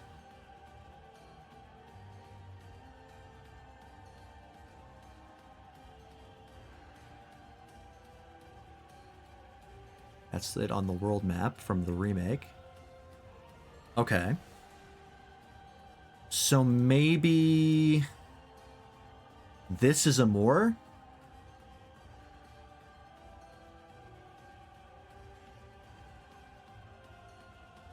Maybe this is the other city? Oh, and then there's these guys, which everybody freaked the fuck out about for good reason. They're adorable. Don't know what this is. Probably where they live. I think that's it for the concept arts. Yeah, okay, so this is where they go into the whole game design changes. All right. So yeah, that's my theory. That's where I think this expansion is drawing the bulk of its inspiration from, is it's primarily FF5, with the crystals existing, but the people abusing them, causing calamities. Or, well, not calamity, because that's its own thing in 14, but causing bad things to happen. And that's how the world is covered in frost. And then they take off onto flying islands to survive, which is where the FF3 inspiration comes in. And I think what we're going to be doing is we're going to be fixing the world and bringing it back to the way it was.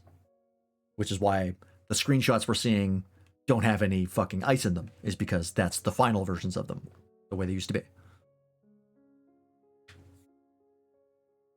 The real question is Exdeath actually going to be a part of the story?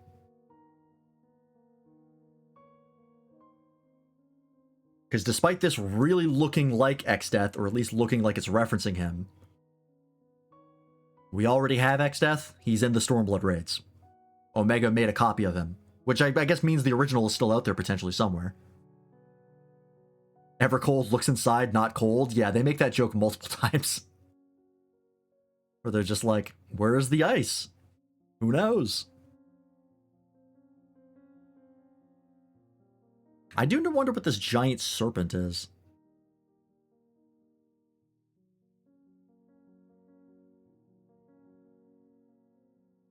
Is there a big serpent in 5? I mean, there's Sildra, who is a sea serpent. Is this supposed to be Sildra? Why would Sildra get their own building?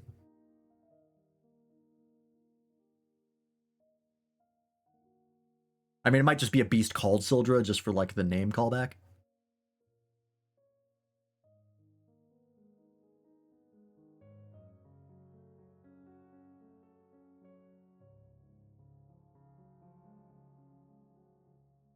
Okay.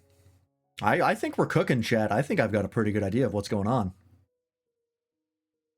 I will have to see if I can run it past any other content creators and see if I can get them on board. If I can manage to catch Jesse Cox somehow, just get a message that he reads, I bet he'll take off with it.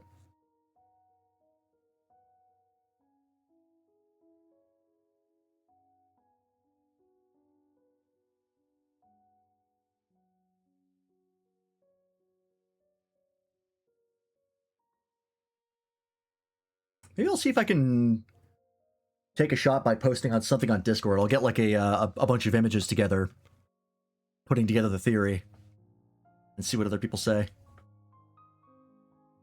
Because I'm very curious. This is the earliest I've ever been to actually cook on an expansion. And I actually have the background knowledge to start making theories. But I'm super excited. Okay. So with all of that gone through, let me go back to where we left off last time. Because there was still more of that dev letter to show off with the evolved combat system, and I really want to know more about that. So I'm going to go forward again. 640.31. That's where we're at. We're up to here. Okay. Let's see what this is. Let us go back to gameplay PC1. Okay. Okay. Good. I think a pirate game that doesn't punish you at all for running your ship into the ground. It's really funny, actually. That's Windrose, right? Striking dummy? I've been hearing about that. Aw. はい、ここ、かかしをポップさせました。 Okay. We got a striking dummy up. はい、従来の竜騎士と比べるとかなり変更点が大きくて、メカニクスも全くの別物になっています。So, compared to Reborn mode, Evolve mode for 17 hours so far, I think I hate it. Well, at least you gave it a good try. With job Evolve And what did mode Koji say? for the Dragoon, changes are very significant, with job action mechanics being almost completely different than the Reborn mode. まず、ジョブハットですが、ドラグーンシンボルというものがあります。 So if you look at the HUD, you'll see stacks of Dragon's Bane gauge. これは戦闘中の時間経過 Stacks of Dragon's Bane gauge. Oh, this right here. Okay. They don't have a proper job gauge for this yet. So this is just their debug setting for it. All right. They've got 3 stacks, it looks like. Or 0 out of 10. And maybe these will light up once you get 10 Dragon's Bane. で自動で溜まるスタック要素になっています。 So this gauge will gradually fill over time when engaged in battle. Okay, so it's like Sage, the way their Adder's Gall, I think it's called, fills up. Boat combat's a lot of fun, but the ground combat's honestly kind of dog shit. I've beaten the first boss and I'm confident in that assessment. Yeah, that makes sense considering it's a pirate game. So like the ground combat in every pirate game kind of sucks. It's the boat combat that's good. That makes sense. Shame though. It sounds like there might be a fair bit of ground combat. このスタックを消費して、方向指定のある強力なウェポンスキルを実行できます。まず、シニスタードライブは敵の左側面 To execute powerful direct. So these stacks are then spent to execute powerful direction-based weapon skills. So executing the Sinister Drive from the enemy's left will increase potency. Specifically from the left? Not just flank? I have a feeling that's probably not going to stick around. Having to track which side is the boss's left and right is going to be annoying as hell. 次に、デクスタードライブは敵の右側面から実行すると威力が上がります。 Oh, and I see that consumed a gauge, so he already had 3. Shipboarding is a mechanic which can be comfortably ignored. And then executing Dexter Drive from the right will also increase potency. Dexter Drive? The fuck kind of name is that?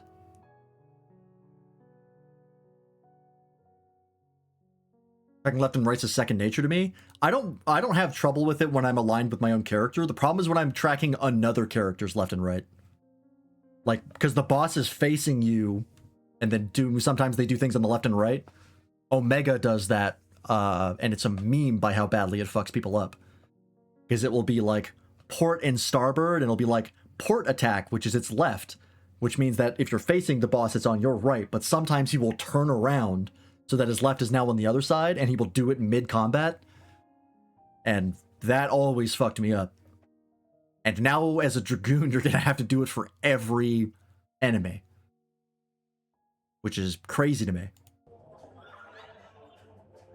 そして、シニスタードライブとデクスタードライブの後に使用できるようになる桜花絢爛は敵の背面から実行すると威 You 力 can が do 上 it がり when ます。 something's facing a different And direction. after using both That's Sinister impressive. I can't do and that. Dexter drives, Because of Puzzle Pirates of all things. One of the games in that required knowing left and right in reference to something that didn't always face north or whatever. Oh, really? That's actually pretty funny. Well, hey, now you have that skill. Who said games are aren't worth it? が上がります。 And then, after using both Sinister and Dexter drives, this will ready what is known as Winged Chaos, which, if executed from behind, will earn you a significant damage bonus.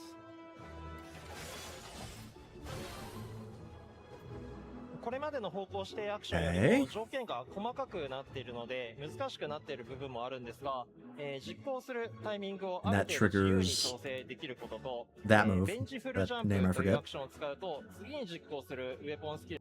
So, to offset this increase of difficulty created by implementing this additional layer of attack direction specificity, we've added a little bit more leeway to attack execution timing. We've also added a new jump, which is called Vengeful Jump, which ignores the directional requirements of the next weapon skill used. Okay, so it's True North specifically for Dragoon. Got it.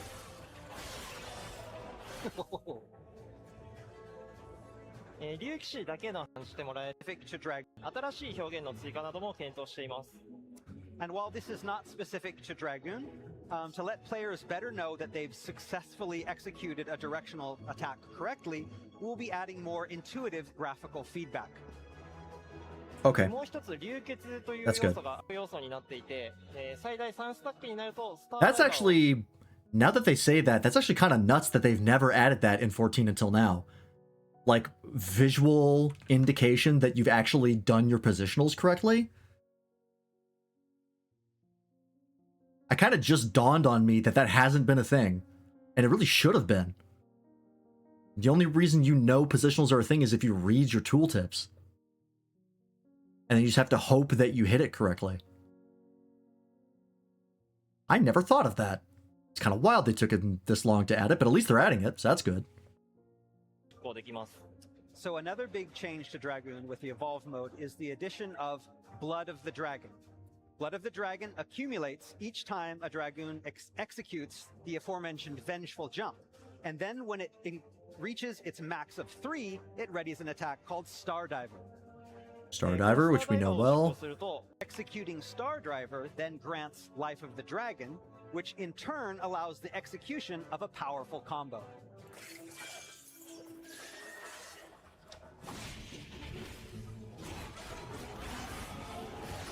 Okay. さらにとっておきとして、 So they get a combo when they get Star Diver スター up. ダイバーの後に1回上がって一定時間だけスカイハイというのをしてきてを与えます。 In addition, executing the aforementioned Star Diver will also ready the one-time action Sky High. With Sky High, players will fly high up into the air, landing several moments later to deal massive damage.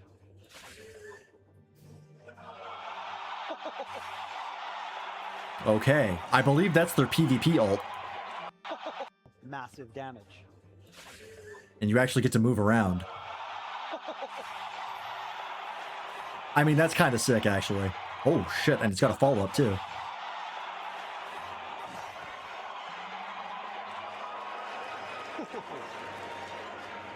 That's pretty cool. スカイハイは歴代 It makes sense that this guy is the one making the evolved system for the new for the new job actions, because I believe this is the guy who did the PvP rework that condensed a lot of PvP and made that system what it is, which is very similar to how evolved works, with having a bunch of like buttons changed based on context. So the fact that they just get stuff from PvP in this is actually kind of sick, because there's some cool stuff in PvP.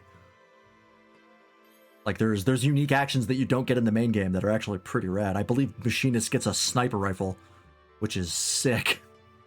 So hopefully they get that now. That'd be cool. シリーズの竜騎士のジャンプをイメージしたアクションなので、飛び上がっている間は、敵の攻撃を完全に無効化したいところなんですが、残念ながら無効化は Final Fantasy jump ability. So Sky High was designed to feel like a legacy Final Fantasy jump ability. So while airborne, we originally wanted players to be temporarily immune to all enemy attacks. But we soon realized that we couldn't go quite that far. 無効化できてしまうと、コンテンツのギミックなどが That's 成立しなくなってしまうので、 Blanket immunity for 代わりに DPS class is 受けるダメージを weird. 大幅に軽減できるようになっています。 Especially when it's supposed to be part of If the we made rotation. players completely immune to all attacks, that would kind of mess with a lot of the boss battle mechanics. So Right. damage reduction won't be a full 100%, but we are looking to have it reduced significantly. 今は90 Okay.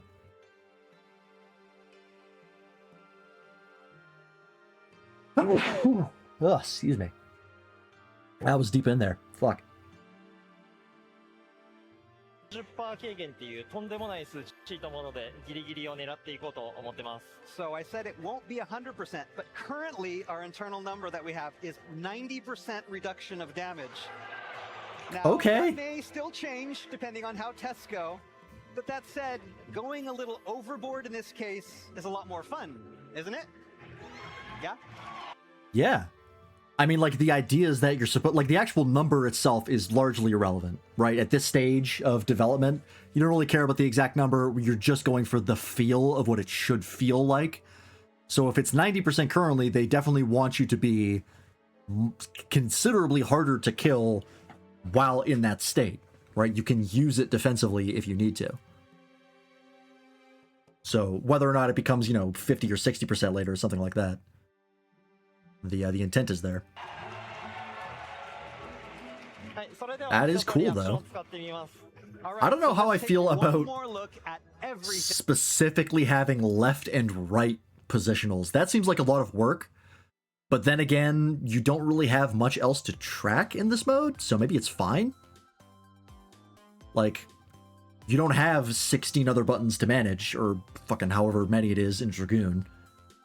So you can just worry about hitting the specific positionals, because that's the only thing you need to worry about. So maybe it's not that bad. Because I'm thinking about, like, playing Dragoon now, where if you suddenly had to hit specific left and right positionals in the middle of your main combo alongside dealing with everything else would be really rough.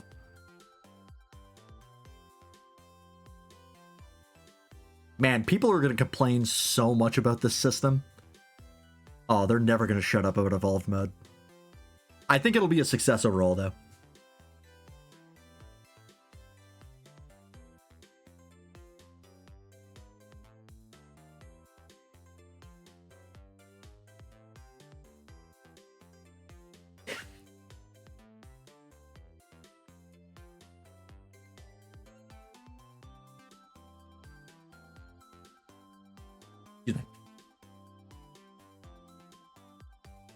Because I think people are just going to say, oh, this makes the game too easy, which is what they already say about jobs, so.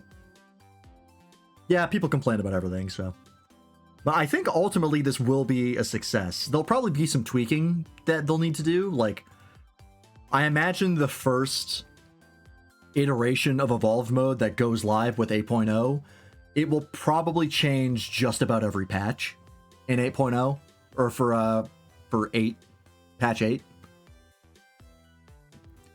Evercold in general, that's what I mean to say. Like, every point patch for 8 is going to change the evolve system, probably fairly significantly.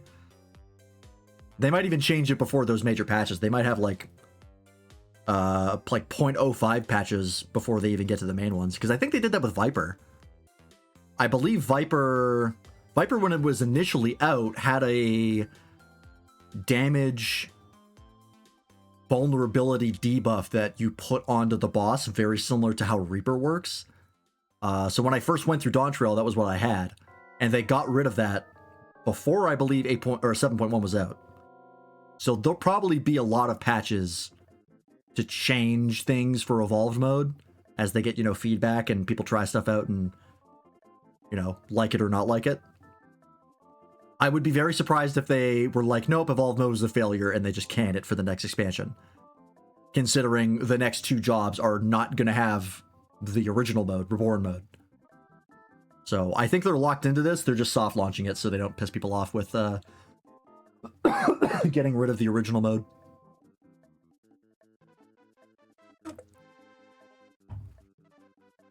Which is what I said yesterday.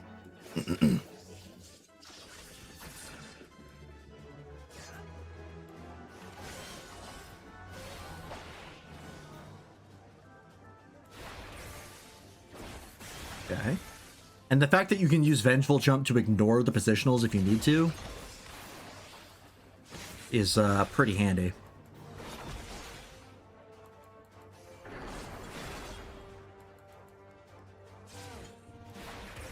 Right, and that gives access to Stardiver.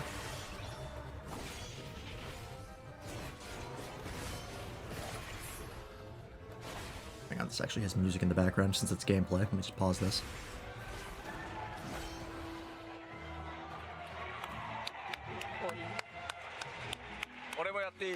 Okay. Can I do it too?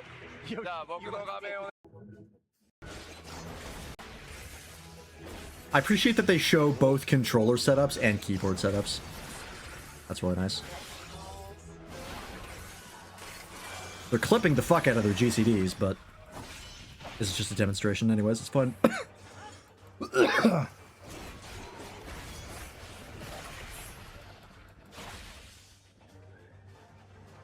Giving their PvP ultimate in the main content is actually super sick.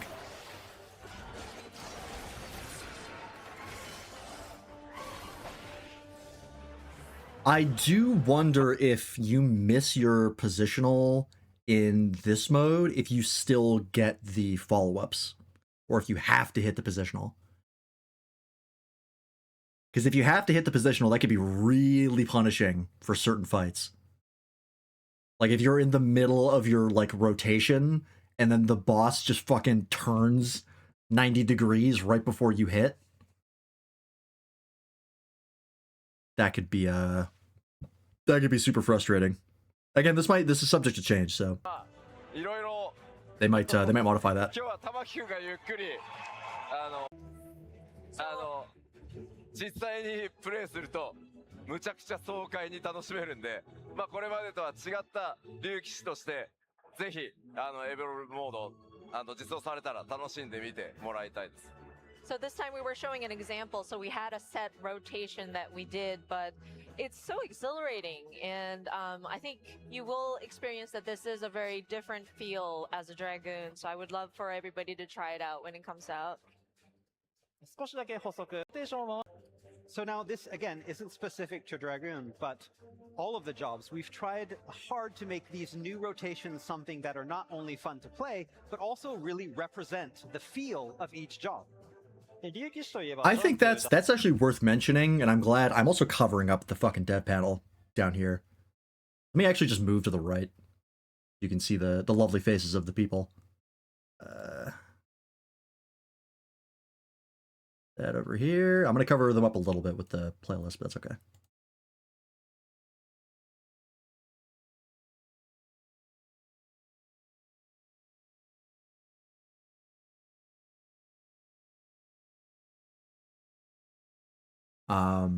That's actually something that is worth mentioning, especially since they have Dragoon up currently. Because Dragoon over the years, as it currently exists, has really been watered down as far as like using jump, you know, the thing that makes Dragoon Dragoon. It's like what can you do when Final Fantasy III is a Dragoon? You jump. That's literally all you can do. It's the core of the class. And they've really watered that down because Dragoon as it currently exists has a really short animation lockout, and it used to be worse. It used to really lock you into position whenever you jumped, right? So you would have to go through the whole animation and then jump back, right? And the whole time your character would effectively be stuck, which is why Dragoons got the moniker of floor tank, because they would spend so much time dead that they would be tanking the floor's damage, right? Because of that animation lock, they would go into a jump and then an animation would fire and they would just be stuck and they couldn't avoid it. And then to avoid that, they had to reduce that A-lock over the years, which just meant that you spent less and less time actually jumping and being in the air. So Dragoon doesn't really jump much, really, as much as it should. Like the whole idea of just leaping into the stratosphere and then being fucking untouchable until you drop to the ground like in actual Final Fantasy games isn't really represented in 14. Whereas in this, in the new evolved mode, it actually you do actually do that with Sky High, right? Like you go way up into the air and you can move around, you have damage reduction. Like, that feels much more like Dragoon. So that's actually a really good thing to mention by them. And combine. So for Dragoon, that was about making those signature jump attacks and combining them with the improved Blood of the Dragon mechanics to create something that feels really slick and tight. That's why these guys get paid the big bucks. That's why 14 is still making money. There was also originally a glut of these actions, so we worked on paring down that number as we went. Yeah, one of their goals for the Evolve mode was to reduce the amount of buttons in general. They were trying to get it down to 16. As far as unique buttons that you have in your hotbar, the buttons will change, so you'll have more actions, just less buttons.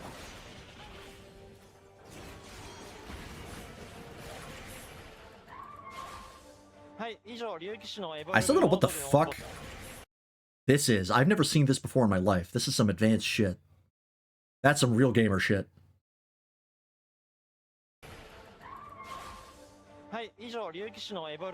It's like the side of an MMO mouse, but like its own device. Okay, which is cool. That's all for Evolve Mode for Dragoon. Let's return to the PowerPoint so I can get ready the next job. Okay. The only thing that might change about that is the positionals, but I think everything else is solid. What is our next job? All right, next up we have White Mage. White Mage. Okay. さあでは玉木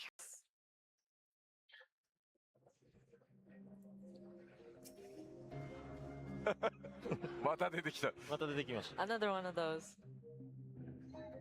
中でも扱えるようにしました。その中でも Mage is already あります。 All right, so out of all of our healing jobs, White Mage is already fairly easy to use, and that's why there's a lot widely of people considered who to play be it. the easiest and that's why healer. we wanted to make the transition from Reborn mode to Evolve mode as smooth and as accessible as possible. That said, there's still some major differences. I mean, I'm curious to see how much more complicated they're going to make a healer, because they're already one-button classes as far as DPS. Well, Okay, so two. first up here you can Single see the attack and Sanctity dot. gauge, and this fills every time you cast a healing spell on an ally. Okay. では敵にアクションを使わせます。 So I'm going to use this. Okay, attacked. あ、自分しか回復しないのね。 Oh no, you're only healing yourself, huh?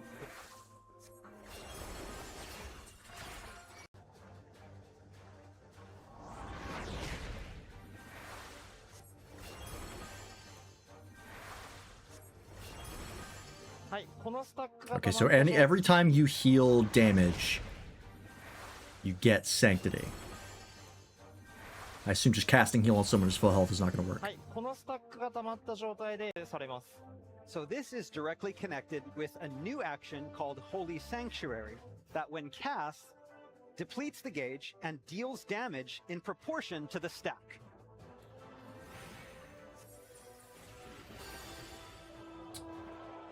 Okay. So the more you heal, the more powerful your DPS. Because you generate more stacks of Sanctity that you then drop on the boss for big damage. Okay. I mean, as long as you're not having to heal a specific amount, it should be fine, right? They're missing 1 HP and you heal them, you still get the stack of Sanctity. And your tank is going to be constantly taking damage. They're constantly going to be generating stacks. How is that going to interact with shield healers? Because if they're shielded, that damage is going to be eating their shield. Their base HP is not going to go down. So there's no damage for you to heal as a white mage. So if you have a shield healer on your team, in like anything that has 2 healers in it, do you just fuck over your white mage if you have a shield healer as your other healer? Because they're losing their damage? That seems questionable.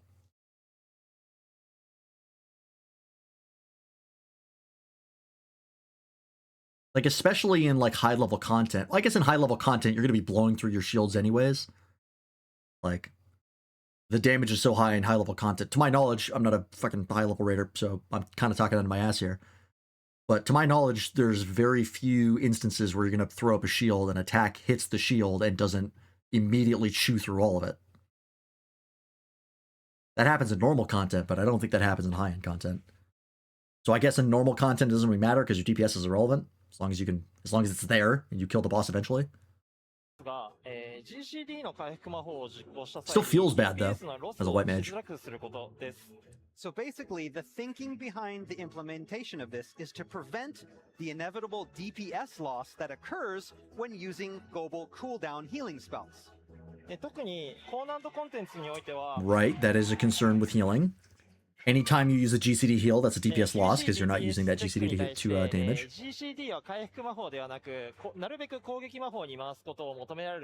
Now they're adding damage to GCD heals. This becomes especially relevant in some of the more high-level content, where a lot of times white mages are asked to ignore global cooldown healing magics to make sure that parties don't fail their DPS checks. Yep.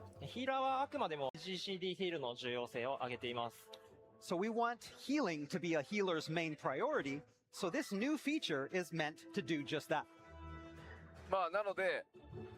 I think people have also complained in 14 that DPS from healers is such a big, important role for them. Because I've heard of a lot of people who go to 14 to heal and they just want to heal.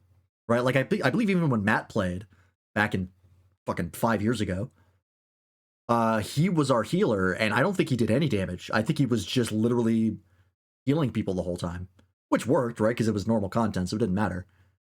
But you can't do that in higher level content. Like, anything beyond normal, you'll miss your DPS checks because the healers are supposed to deal damage. But now you can actually just GCD heal all the time, and you'll generate things that deal damage as a result. I like the thought of it. I think their head's in the right place. I don't know how healers are going to react to this because they're their own breed. Like, I don't do a lot of healing. So, fucking healers could be up in arms right about now and I'd have no idea. But I like it. White Mage is one of my least favorite classes currently. It's the only one I still have at 70. So, this would make me actually want to play a little bit more. GCD ヒールをすることでこの回復マップを出すっていうところに、So to supplement to that, of course there will be cast time involved, but by casting a global cooldown heal, you will still be able to attack, and so it's kind of like a heal plus have DPS, and that's how we will have it for the evolved mode. Yeah, the idea is that because you were avoiding GCD heals in the game currently, because that means that it's a DPS loss, so you're going to miss your DPS check. Now, GCD heals are not a bad thing because they now have damage attached to them. So you're not losing DPS. That's the whole idea, is to make it so that it's not to get rid of GCD heals, it's to make GCD heals worth it. Casting. So in conjunction with this, we've removed casting times for most white mage attack spells. We want the main focus to be on healing spells with their cast times and not on the attacks. Boom. That's pretty hype.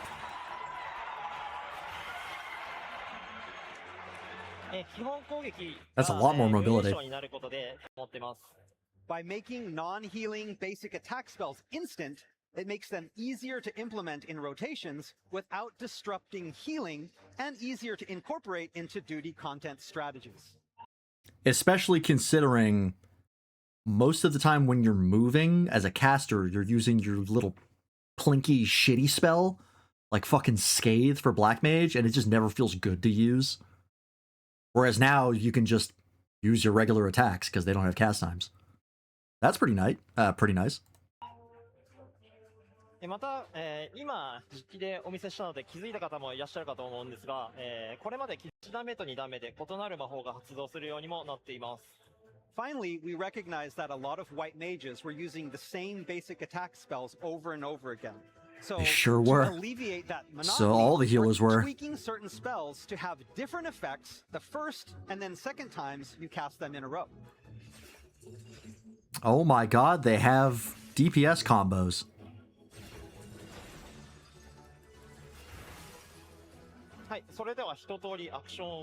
My god. All right, so let's see everything in action once more. They're no longer just one but well, I mean there's still one button, but the button changes. Everything's becoming a one button. Well, that's not true. A lot of buttons are getting consolidated to one button. Similar to Viper.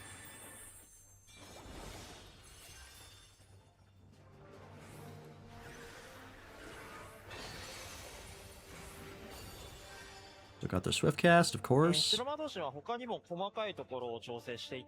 Swift cast down to 40 seconds in this? Is it always 40 seconds? I know they buffed it in Dawn Trail, but I forget to what. And tried our best to make White Mage even easier to use than before.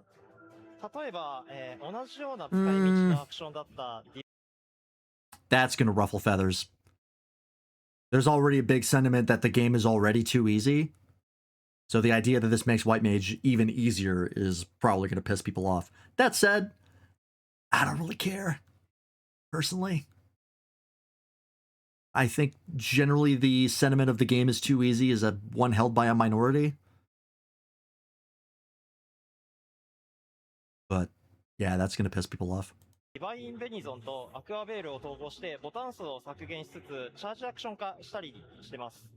For example, consolidating Divine Benison and Aquaveil into a single action and then adding charges to this.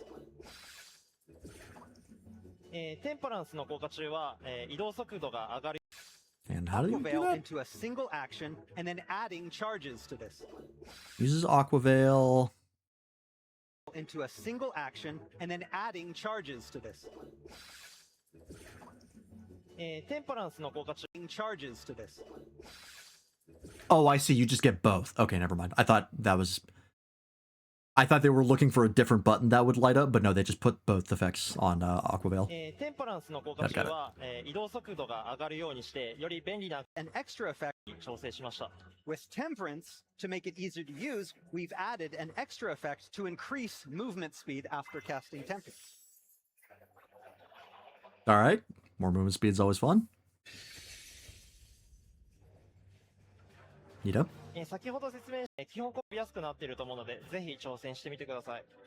So the removal of cast times for basic attack magic and the changes to the global cooldown for healing magic to ensure DPS doesn't drop should help make it easier for first-time healers to get a better grasp of the job. So if you've never played a healer before, now is a great time to start. Okay. That's all for White Mage. I think the big takeaway for me is that you can actually focus on pure healing, and it's not a DPS loss. I think that's a major upgrade. Like, not only in high-level content, but just in normal content, of people wanting to just be the healer and not worry about damaging things as much. Now they can do that, and it's less of a bad idea. You still have attacks, but your focus is now healing. And you're still doing damage as a result.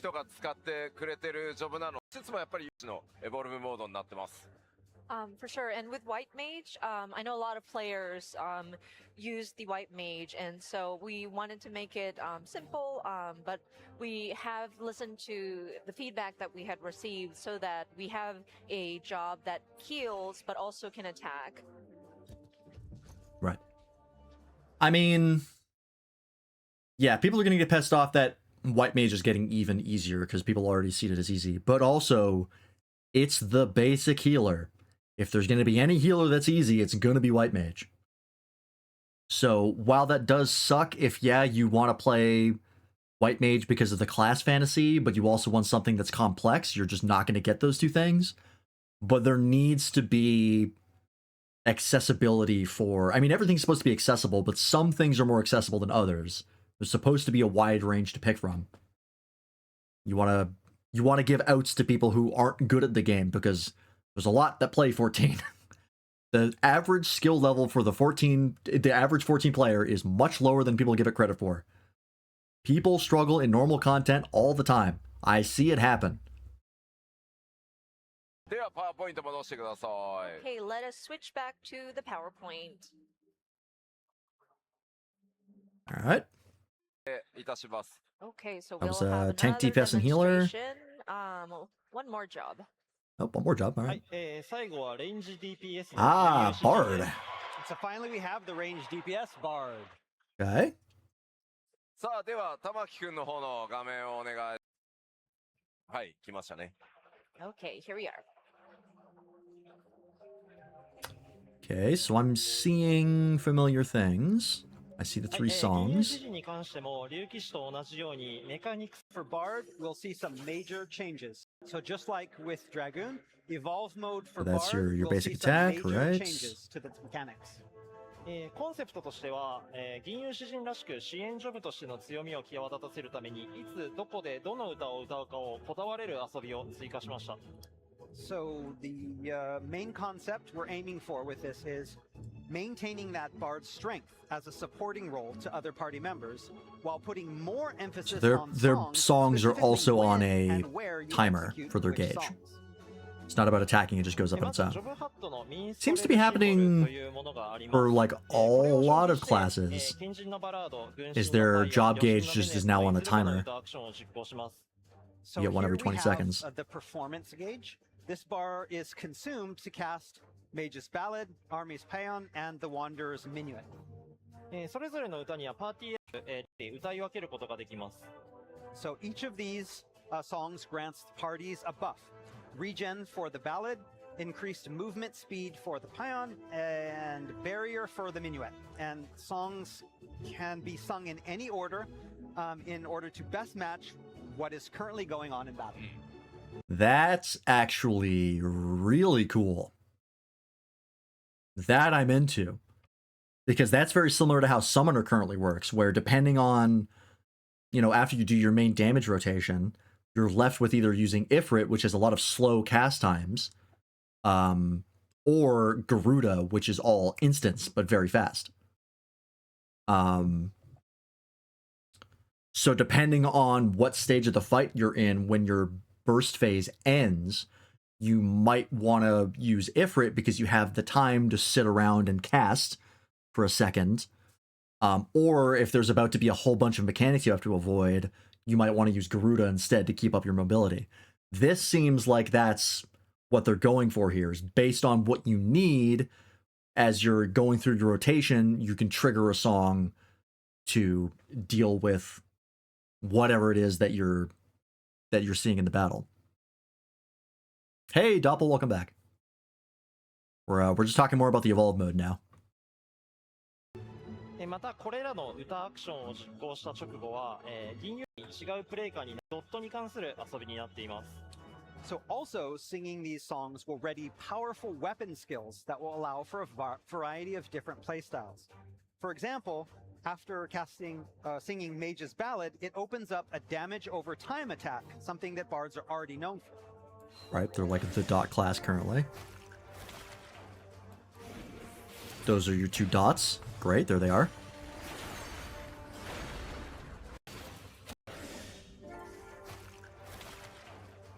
Oh, they don't last very long. That might be because it's just in development. But they last for like 5 seconds. Okay, hang on. Let me pay attention to the other songs here. That is, that feels like it's probably subject to change.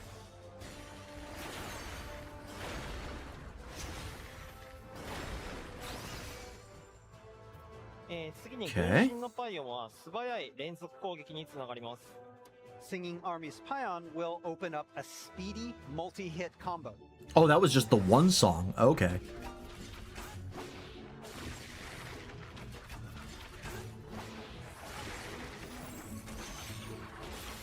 Okay.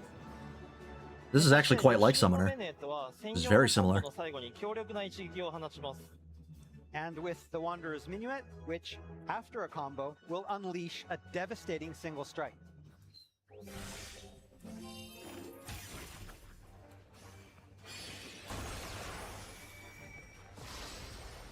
Oh, a cast bar! It's back.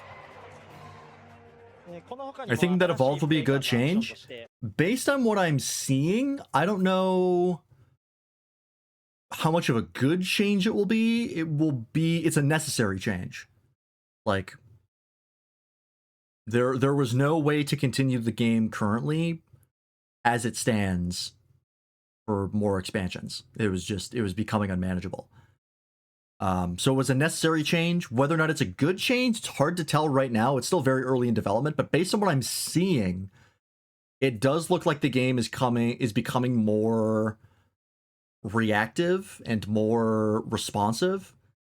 14 as it stands currently is you're very locked into whatever your optimal damage combo is, but there's still going to be rotations in evolved mode. They've said as much.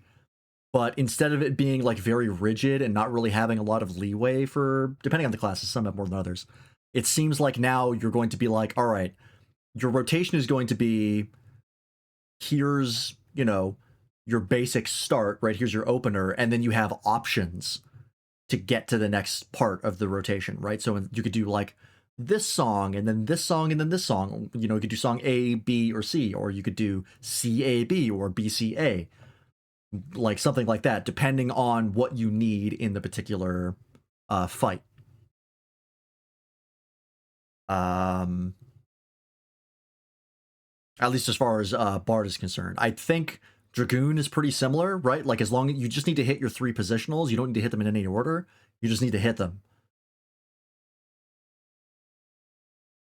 Yeah, Summoner is already kind of evolved. Like, you can see they've been moving to this for a while. I should also just hide the playlist because we're not listening to music right now. Because there was the rework for Summoner, which had a lot of the, like, buttons that change based on context. Like, that's the whole Summoner's kit. And then they also had Viper, who that's their whole shtick, is buttons that change based on context, and Pictomancer, which is also their shtick. So they've been moving towards this for a while because they were very aware that they were starting to run out of real estate, right? Like, Samurai lost Kaiten because there was just too many inputs, and people complained and moaned, as they were wont to do anytime anything changes, but it needed to be done. Like, there's no way you can get around it, because you look at a Samurai's hotbar and it's fucking filled, right? Like, what do you do next expansion? Eventually you're just going to have to start changing buttons as they are, which they already did with Dawn Trail. A lot of Dawn Trail buttons were just combos that popped up when you used buttons you already had. Yeah, the elemental attunements affect 2 buttons. Well, technically 3. Because you have your single target, your AoE, and then your flow button, which is like your little one use. Well, sometimes it's one use, sometimes it's a combo. Depends on the summon. So, yeah, I think if it's not a good change right away, I think it will become a good change as they tweak it in response to feedback. I don't think it's going away. Like, I highly doubt it will be such a colossal failure that they will just give up on evolved mode altogether for the next expansion. Like, I think they're locked into this, considering that the next 2 jobs only have evolved mode. The jobs that they're adding with 8.0 will not have the reborn mode. So this is their direction. And I think as far as their... Oh, you haven't gotten the flow button yet? That's 90? Yeah, Summoner is really fun at max level, but like many classes, as you're leveling up, it's kind of boring. Viper is the worst. What was I saying? Based on their reasonings for why they're doing stuff, I think their heads are in the right place, because they're directly addressing problems that people have had with classes, like big ones that people bring up all the time with changes they've made in evolved mode. So like Dragoon actually getting a proper jump where you go up and you stay in the air and like you're harder to damage. They have that with evolved mode. They didn't have that originally. They had it way long ago when Dragoon originally came out, but because it A-locked you so badly, they had to remove it.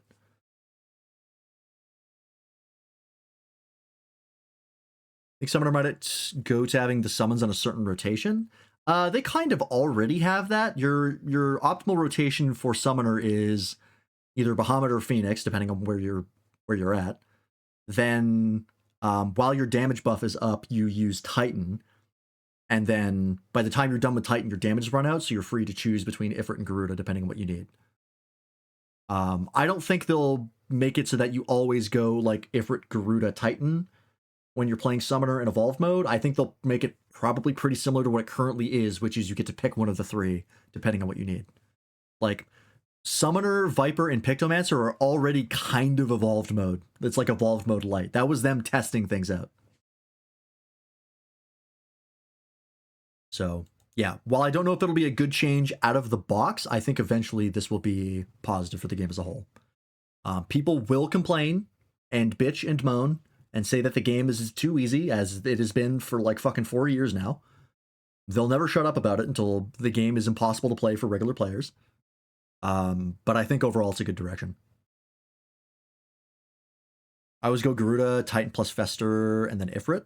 The optimal combo is Bahamut or Phoenix. I guess technically it only matters because I think your party buff is on a 120-second cooldown, so it only matters for the first one. But it's always Bahamut and then Titan, because Titan gets to use their flow move every time they use their basic damage attack. So it's like basic cast and then flow is a combo. Basic cast, flow is a combo. And you get to do that like 4 times. I believe it has the highest damage potential out of the 3. Although in normal content, doesn't matter. Like, it unless you're playing extremes or above, it really doesn't matter. I just know some of the optimization because I've looked it up. Yeah, well, you have to start with Bahamut because the rest of your kit doesn't work without it, but you know what I mean. ワンダラーズバラージというものがあります。これは移動を入力している方向にと前へ跳躍して、左に移動しながらだと左に跳躍します。So finally, another new way to play with the Evolve mode is introduced with the addition of what is called Wanderer's Arrow. This, when used in tandem with movement in a certain direction, allows the character to jump in that direction while shooting. So, oh left, shit. Right, front. They get an omnidirectional dodge? Oh, that's rad as fuck, actually.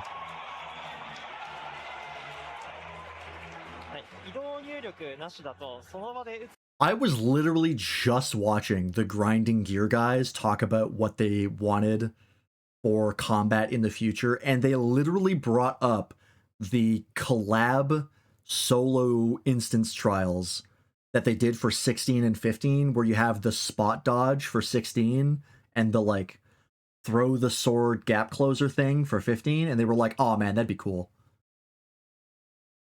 There you go. That's literally what they're moving towards.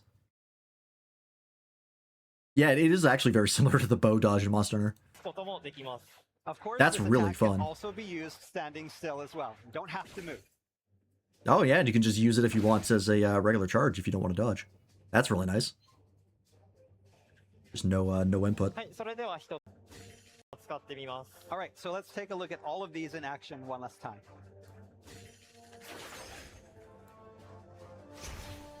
That's your basic damage. So 1, 2, 3.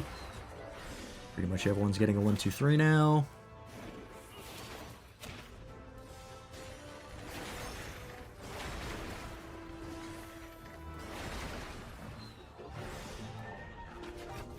Yeah, the mobility is way higher now.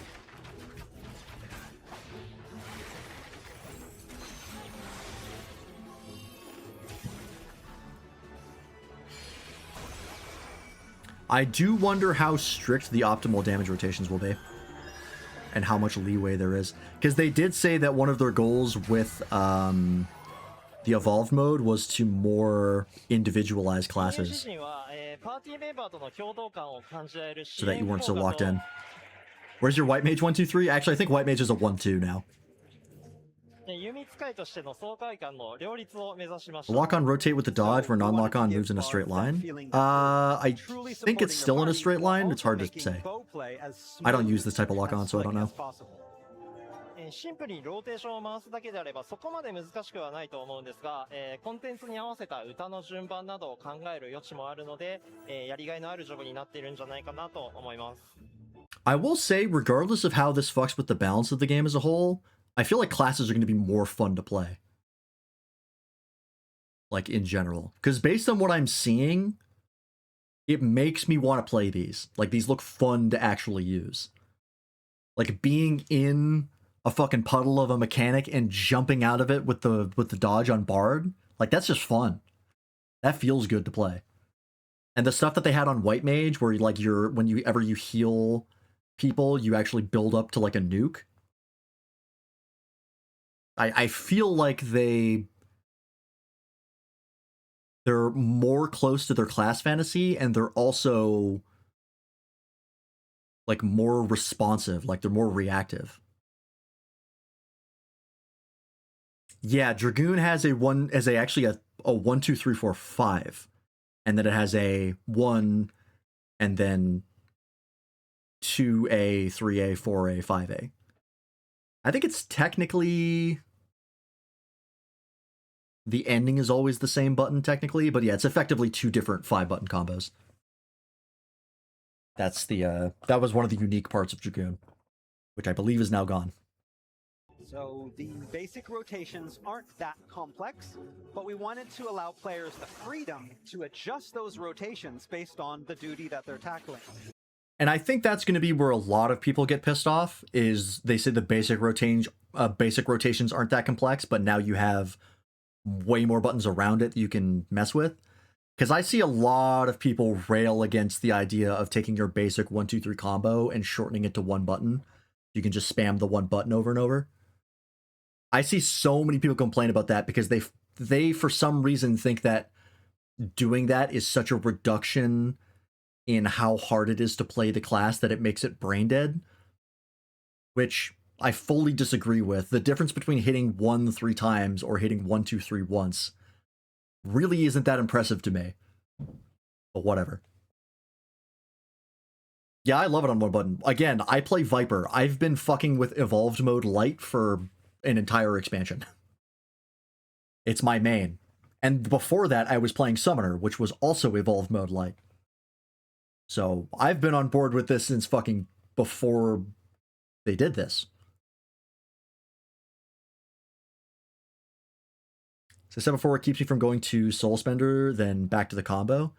Yeah, because one of the things they said specifically with White Mage was they acknowledge that people actually tell you to avoid using your GCD to heal because it's a DPS loss, right? If you're healing on your GCD, that means you're not doing damage on your GCD. So instead, now your GCD heals will build up charges on a damage ability that you can then use whenever. So by healing, you are now getting damage, which lets you be more of the healer class fantasy of like, I just want to heal people. Why am I chucking rocks at this fucking boss? You know, I'm down for it. It sounds like they're making the classes play like classes that they are. Another form of Blood Lily, basically. Blood Lily, as far as I can tell, is gone. It's now just the 1 job gauge. But it doesn't, because I think, doesn't Blood Lily go up over time? Similar to Addersgall on Sage? Yeah, that's right. Heal with Afflatus. I don't think I have my White Mage up to know those abilities, but yeah. Heal with Afflatus and then use Blood Lily. So each time you use Afflatus, you build up a nuke. That's basically how White Mage works at its core now. Is your core heal will build up to a nuke that you can then use. Instead of having to wait until fucking level 80 or whenever you get that.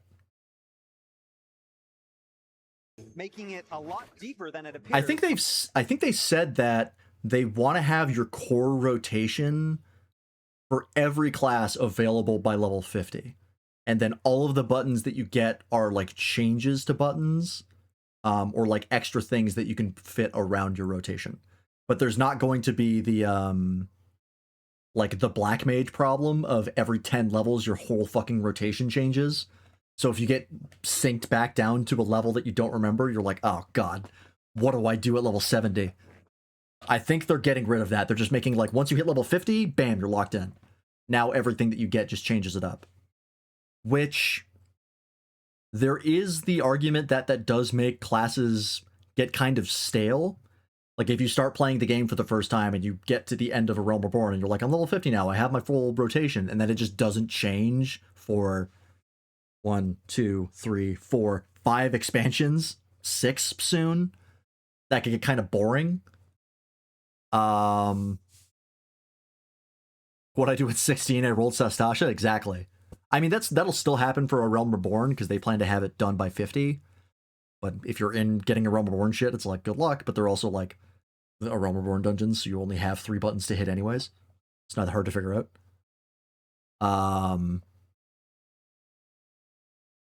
Yeah. I mean, if you get bored of a class, play another one. There is always that of like, there's 21 jobs in the game that you can play in all the content.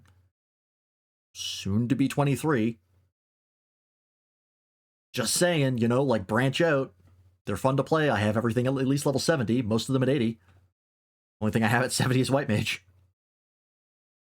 Blue does not count. Blue is not getting an evolved mode. They talked about that yesterday. Beastmaster also does not count. They are limited jobs. That's why they're called limited. They are not getting evolved modes. And you can't use them in regular content anyways. They're special cases. But yeah. So, I mean, there's pros and cons. Like, this is going to have growing pains pretty much no matter what you do. I think they're generally going in the right direction. I think their head's in the right place. Their heart's in the right place. It's just a question of execution and how people respond. People are going to complain no matter what, like I said. People will complain that Reborn mode is not getting phased out, but it will. Like, it will. Eventually.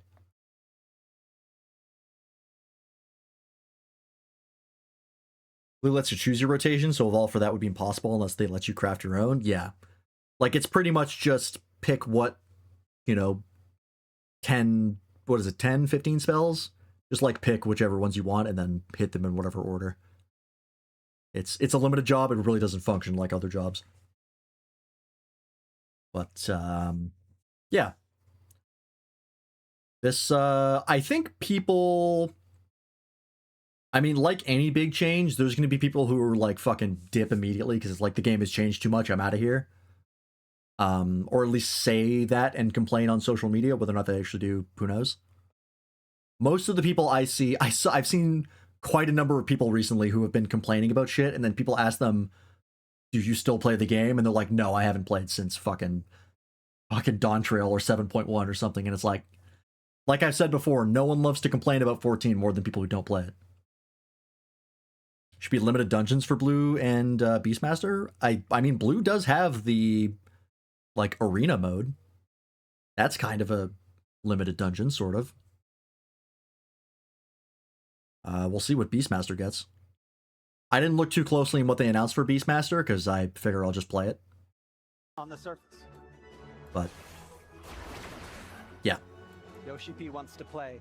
This is his favorite. I am reacting positively to this. I'm also not into like the raiding scene, so I have no idea how badly this is gonna fuck over raiders. And they love to complain about shit. Oh, like a 4-man dungeon? I mean, yeah. It's a question of if enough people play Blue and Beastmaster. I'm sure I'll have to check to see what Zeno says about this. He's the only content creator I know who's like a hardcore raider, whose opinions I actually trust. Because the thing about Zeno is that, like, I actually disagree with him on a lot of things, but he acknowledges that he's coming from the perspective of someone who just raids and only cares about raiding. So, and he acknowledges that there's many other people who play the game and want different things, which is like a level of fucking self-awareness that almost nobody else has. So props to him for that alone. So when it comes to like rating, I usually take his opinion pretty seriously. Hey, Waffle, welcome in. Just put in roulettes, limited dungeons. I mean, yeah, they'd have to make the limited dungeons, but I don't know, it's possible. Evolved mode. As you can see, the rotations aren't like a set, like a static, or like it's not predetermined. You can choose which song you want to sing at which timing. This is exactly what I said. I literally just said this. You get to pick what song you want to use based on what you need in the current situation. It's how Summoner currently works, and they've just started rolling that out to other classes. And that's awesome. I love Summoner. Well, I mean, I did move off of Summoner for Dawn Trail because they gave me another Bahamut, and I thought that was stupid. But I still really like Summoner. I still really like the gameplay of it. I just like Viper more. Depending on the trial, or depending on the battle content or duty that you're tackling. And I feel that it really brings out the characteristic of the bard, and so it's really interesting to play. Gives the player That is a freedom guitar to kind of bow, do- yes. Play the way they want to play rather than following This is the shaft of the guitar, that and you've that's the decided for body. you.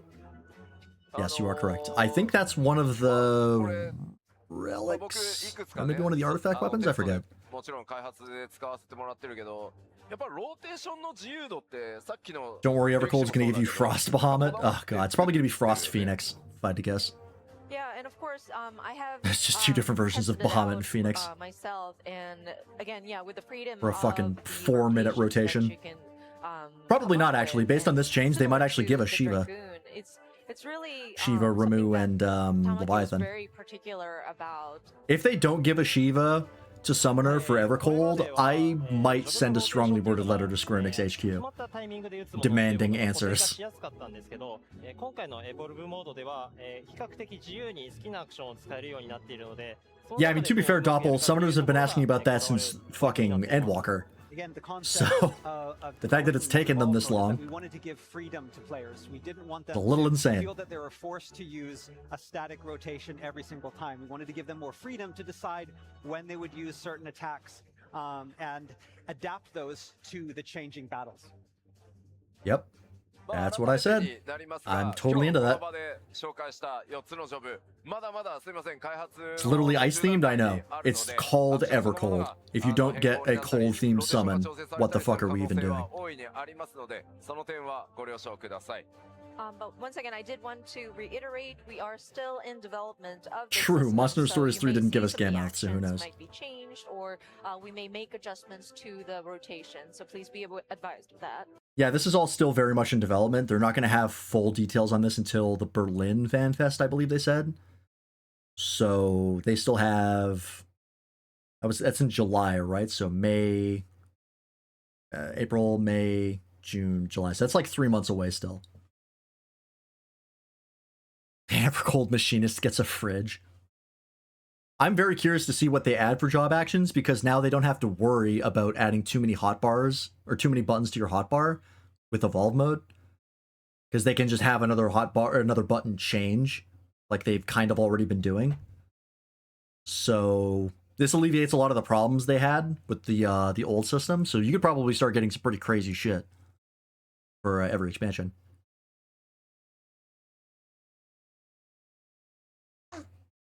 Because it's all going to be contextual changes. So I can't wait for the job actions trailer. I don't know when that is, but that's going to be a blast. Dark Knight's going to get the frozen spear tuna. That'd be fun. This is actually a big change. And you know why this is a big change for me specifically? For those of you who know what I like and don't like in 14, what is my least favorite job in 14? It is one that I have talked about at length.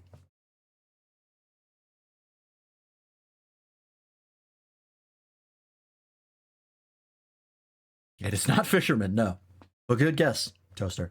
Doppel is correct. It is Dark Knight.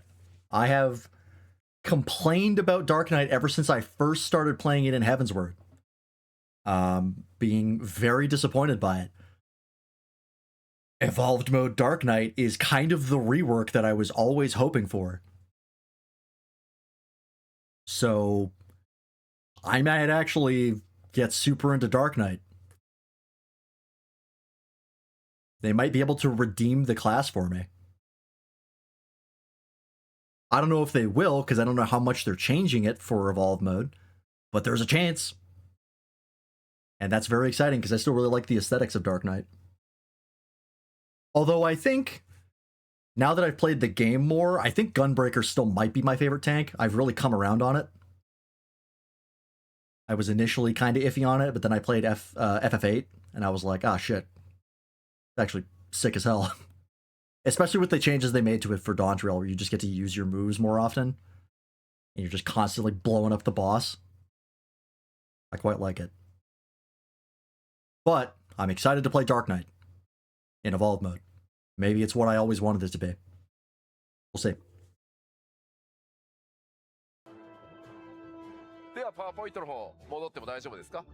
So, okay, I think we are okay to switch back to PowerPoint, please. Gunbreaker just got that new gauge. How's that going to get fucked with? They didn't get a new gauge, but they got they got an ability that modified one of their gauges while the effect was active. Just basically let you go, instead of only having 3 charges, you could store up to 6. So that one of your moves basically gives you 3 charges, so you can use it to immediately initiate the fight. But if you're in the middle of the fight and you use that move and you already had a charge, you would overcap your charge. You would basically waste one of your charges. In Dawntrail, they changed that, or I guess I don't remember if they changed it in Dawntrail when it came out or during one of the patches, but they changed it so that when that ability is active, you can overcap up to 6. So no matter what, you can't waste the charges that ability gives you. And then it also comes with the Lionheart combo from FF8 as a extra bonus. That said, the job gauges for Evolved mode are all kind of already different for the classes that we've seen. So who knows what the job gauges for any class will look like. They're probably all going to be completely different. Like Viper's job gauge practically isn't a job gauge, it's just a visualizer for how many charges you have and what move you're using next. You don't even need to look at it. It doesn't have a value associated with it. God forbid they give you Trigger from FF8. Which one was Trigger again? I'm trying to remember. Was that one of the limit breaks? Because I only really remember the Lionheart combo. And the spinny one that becomes your AoE in 14. Oh, the actual, like, hitting the button to make the gunblade explode on attack? Oh, that's what you're talking about. I mean, based on what they showed for Paladin, they kind of have something like that. Paladin had a move where if you time your buff, your shield right before an attack hits you, you get a counter, and the better your timing, the stronger the counter. They could have a timing-based attack on Gunbreaker again, which might not be the worst thing in the world. They're probably not going to do that, but they might do something like it. Actually make it feel like a Gunbreaker from FF8. Because again, that's kind of what they've been doing for all of the classes, right? The cover on Paladin is now attached to its gap closer. So if you gap close to an ally, you will then cover them, similar to how you do in the original Final Fantasy games, where cover triggered, you would jump in front of an enemy and take the hit. Same deal. Possible? If they can do it right, it could be fun. Specific examples from a few jobs. I'd like to touch upon some of the changes that we're making to the entire battle system in general to accommodate these 2 modes. エバーコールドからはこれらの変更が行われます。ノーモード共通の要素として、シナジーアクションが削除されます。Gunbreaker, a cast bar ability that if you hit the button again, just as it's ending, you get a bigger hit. Yeah, that could be programmed. Next, we'll be adjusting the levels at which actions are acquired. I assume synergy actions are the party buffs? And finally, for Evolve mode, we'll be defining 2 different specialties, main and off tanks for the tank role. Okay. 一つずつ説明していこうと思います。 So let me explain each in detail because you probably have questions. I まず do. シナジーアクションの削除ですが、パーティーメンバーの攻撃力を上げるようなアクションを削除したり、効果を変更し Changing the effect of those actions which increase party member attack. Right. シナ This ジ is the ーに party 関し buff. ては、パーティープレイとしての連動や手応えという面でプラスになる Reaper's こと Nuke is a もある party ので、 buff? I mean, それ they'll を just 好ま probably れて take い the た方 buff も off of いらっ it, しゃった but か they'll と keep the 思いま action. す。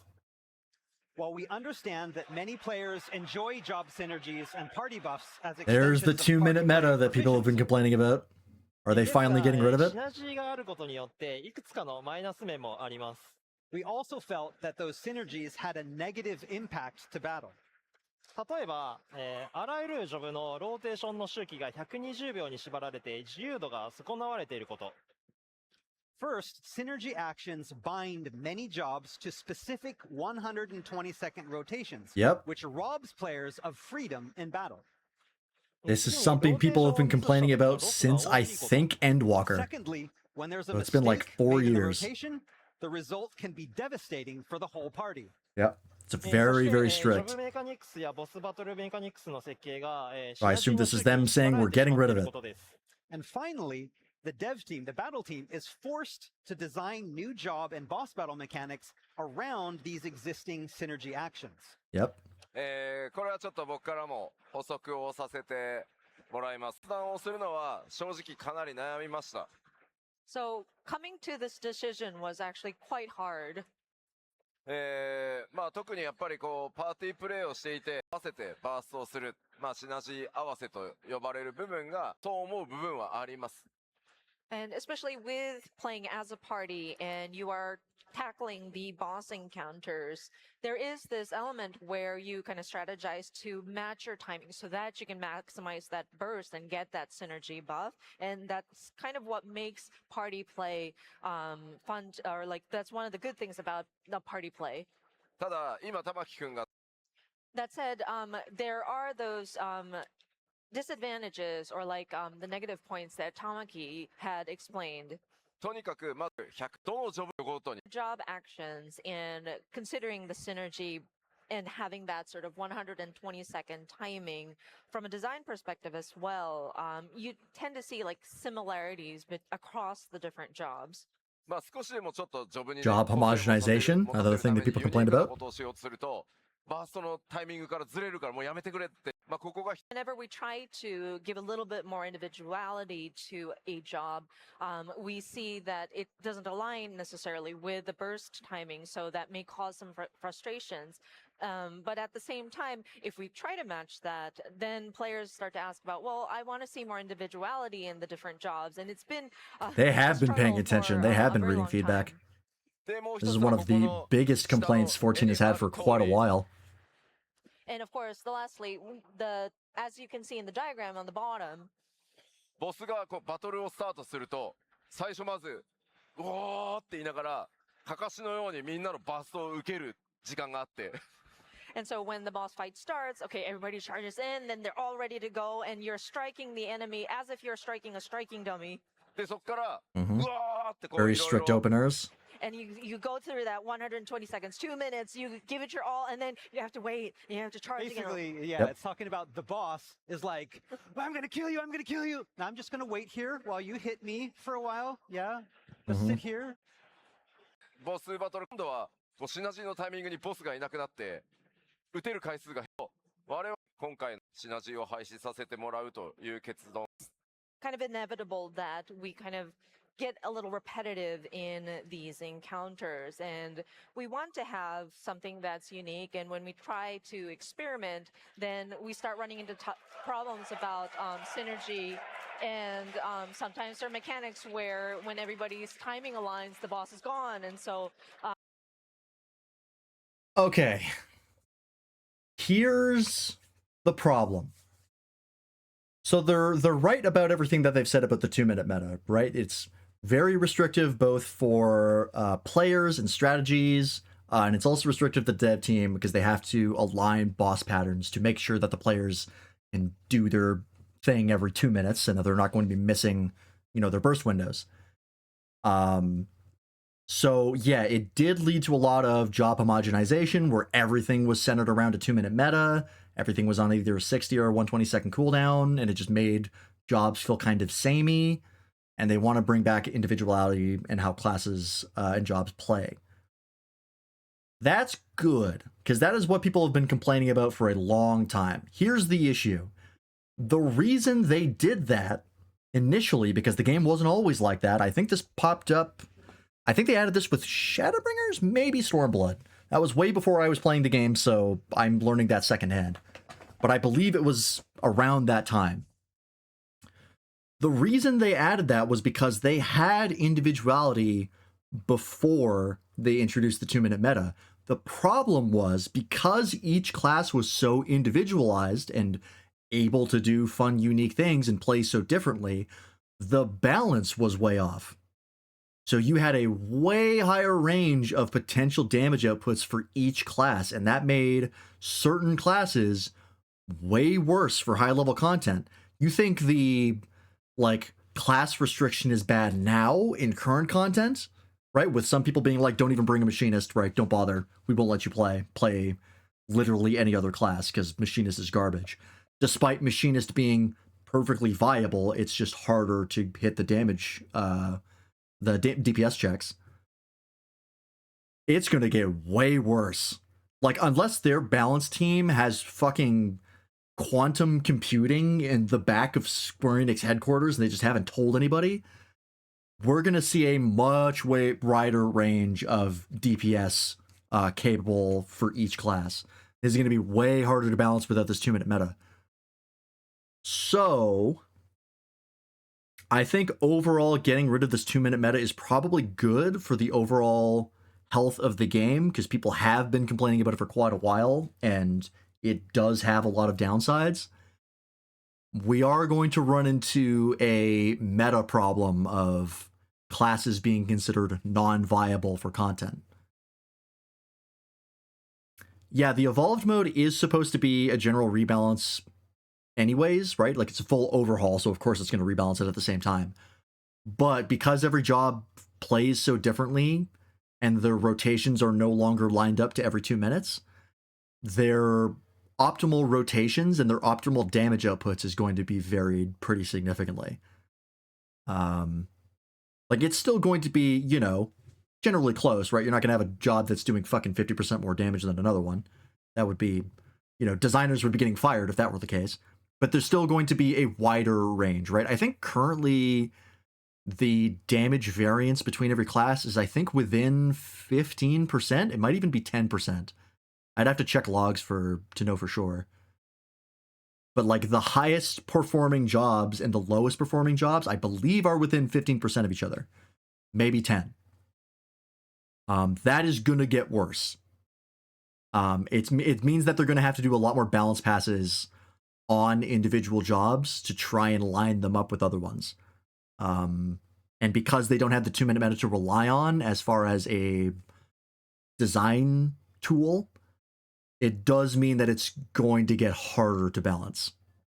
Like, you're probably going to see, based on existing patches, you're probably going to see a lot of, like, really small buffs, but very often.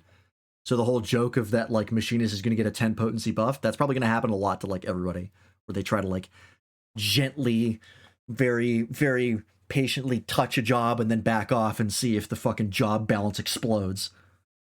Or if everything's okay, and then it's like, okay, it's getting a little closer to where we want it to be. Let's fucking poke it a little again, another 10 potency, and fucking back off and see how things perform. There's going to be a lot of that. So the patch cycles are going to be more varied. Like, you're going to see big changes for each major patch, and then probably each, like, individual in between patches are going to be a little smaller. Yeah.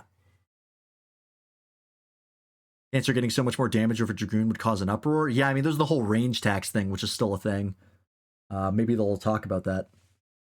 But the idea that ranged DPS gets to stay active with the DPS for so much longer, so they do less DPS overall, even though boss designs have been fucking constantly within hitting range for melee DPS since, like, Shadowbringers. So that hasn't really, the range tax hasn't been a thing. Or hasn't really needed to be a thing.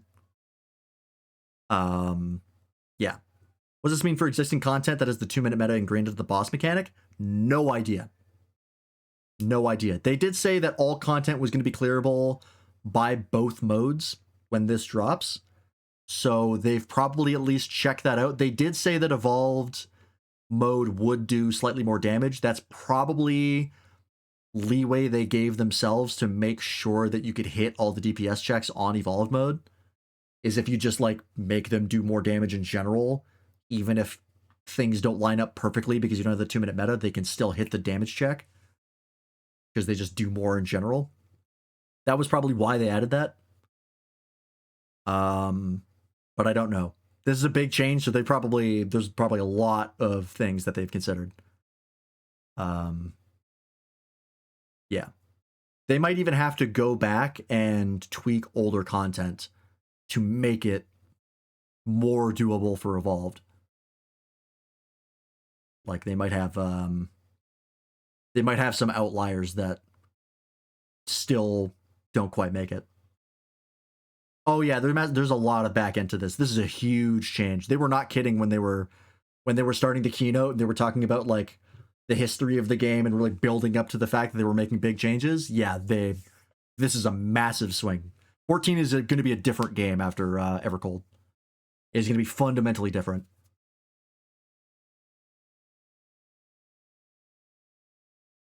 Yes, the new 8.0 jobs will only have Evolved. There will be no Reborn mode for the new tank and the new Fizz range. Like, this is them soft launching the overhaul. I fully believe that Reborn mode will get deprecated at a certain point. They will stop supporting it. I don't know when they'll do that, but it will almost certainly happen. Because it's just too hard. They've talked about it already, that it's been too hard to keep up for each new expansion. I think they talked about it when Dawntrail came out. That was why people were wondering if there were going to be new jobs, because it was getting so hard to manage the old ones. But Evolved is going to make that a lot easier, in theory. So, yeah. That's frustrating. We don't want that happening. So we really wanted to have players have that freedom and then make it a very fun fight. People have been asking for individuality and skill expression for jobs for as long as I've been playing, which is about 4 years. Get rid of the synergy. 5 years. Actions. Jesus. It's about giving freedom to both the players for you to be able to do what you want and not be bound by these cycles, but also give freedom to the developers to create something. Maybe 9.0 at the earliest, stop giving Reborn any new buttons because it's too much. Yeah, or they're going to stop worrying about how many buttons there are in Reborn mode and just be like, you have Evolved mode. If you really want to play Reborn mode, fucking figure it out. Like, make the hotbars work. We're not gonna try and perfect it anymore. That's the other option, where they just give up on trying to limit the buttons, and they're just like, yeah, you want to have fucking 45 buttons in Reborn mode? Go for it, asshole. Or play Evolved mode. But I think it's more likely that they will eventually deprecate Reborn mode. Or I would guess probably at 9.0. Again, like I mentioned at the top, That's over 2 years from now. That gives people quite a bit of time. Like 9.0 would be like 3 years from now, I think. Maybe 2.5, something like that. I have to look at release dates.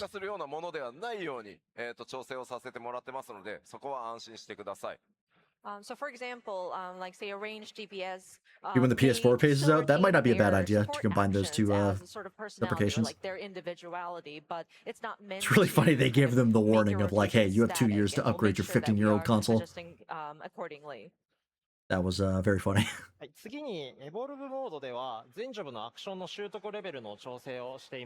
So next up for Evolved. Okay, so this is what I read about. This was they're going to have the core rotations by level 50. Plan is to have the hotbar full of all necessary actions by level 50. Which is not that weird. They kind of already had this for most jobs. most jobs get the core rotation by level 50, and then you just slightly modify it going forward. Either like 50 or 60. Some of them, it depends. I think Dragoon's like 70, something weird. So this will not only help solve the problem of action rotations feeling too simplistic when playing level synced duties. Yep. It will also help newer players That's a big problem. get the feel of the difference between Reborn and Evolve modes early on. Yeah, no, this is a good idea. They've tried to do this for Reborn mode, so. After level 50, instead of adding new actions, we'll introduce changes to ones already set to the hotbar, such as adding extra effects or derivative actions. Does this also mean that late jobs get synced better, like Viper? Yeah, in theory. Like Viper before level 90 kind of sucks. It's super backloaded because you get your charge spender and I believe your job gauge at level 90. So before level 90, you're just hitting your basic attack buttons, and that's pretty much it. So this should alleviate that. You should get like the core Viper stuff by about level 50. You probably get your job gauge at level 50 now. You should. 60 at the latest. But job gauge should all be at level 50. Like it should have always been. はい、最後にエボルブモードのメインタンクとサブタンクの役割分けについてです。タンクジョブにそれぞれの個性と役割を持たせるためにメインタンク向けのジョブとサブタンク向けのジョブを Oh, this is the main tank off tank thing, right? So what is this? We want to redefine the tank role into two. They want you to play Praetorium more? I mean, it is a necessary thing to play because of how they implemented it. So while they've never changed that.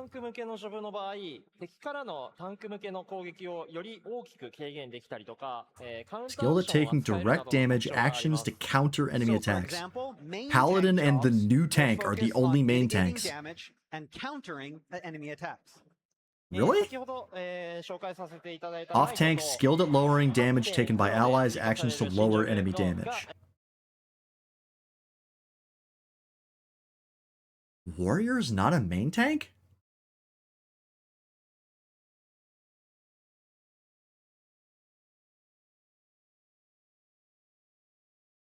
That's weird. I don't know how I feel about this. So the idea is that the main tanks are basically designed to eat hits better than off tanks. So they're better at casting defensive buffs on themselves to raise their defense, right? Or do things that raise their own defense. Whereas off tanks reduce the amount the attack does instead of reducing how hard it hits you by upping your defense. And it raises the defense of allies, but not necessarily yourself. Yeah. Why is Warrior not a main tank? That's Warrior's whole shtick, is get hit hard and ignore it. Yeah, off tank is more like a support tank now. Like they're both reducing damage, but the off tank reduces damage for everybody because it's reducing how much damage the attack does rather than making the attack do less damage on you. I also don't know why you would bring a main tank in general.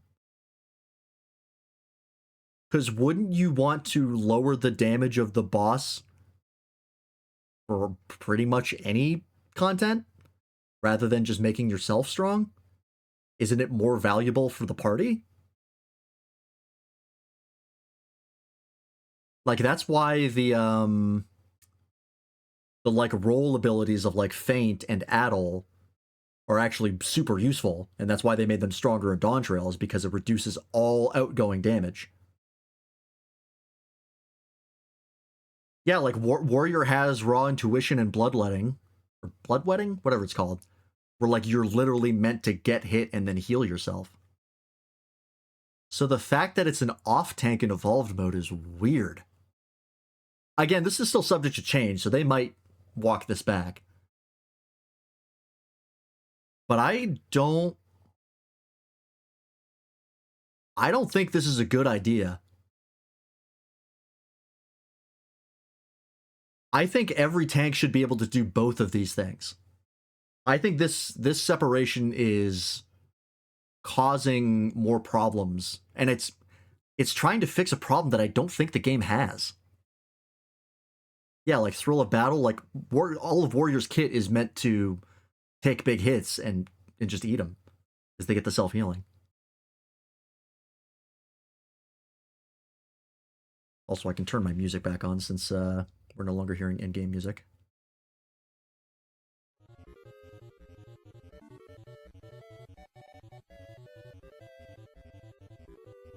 Yeah, like I just don't see the value of having a main tank.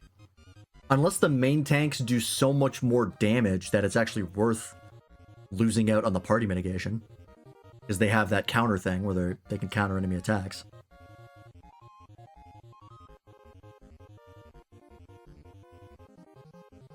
Yeah, that's exactly how it works currently, Doppel, is if you're in an 8-man stack with 2 tanks, or any content that requires 2 tanks, whoever typically takes the stance, their tank stance on first is the main tank, and then the other person just off tanks. I don't think separating them by like what they can actually do is a good idea.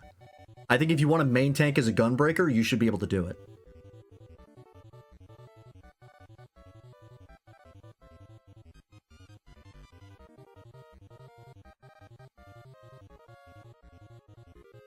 Like, I just don't see the design intent behind separating these into 2 roles. I think every tank should be able to do both of these things.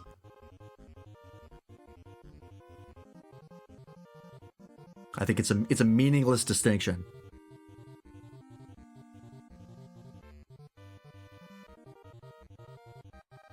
If you stance up, you get the main tank abilities in your hotbar, and if off tank gets the other skills. Oh, you think it's like a contextual thing, where you turn on tank stance and you get like main tank abilities? That would actually be a fun way of doing it. Like each tank has like a main tank mode and an off tank mode. That could be fun. You stance in 4-mans, you get both? Yeah. Well, I mean, if you're in 4-man content, you're playing normal content anyway, so it doesn't matter. Like, you don't need an off tank. You're playing normal dungeons.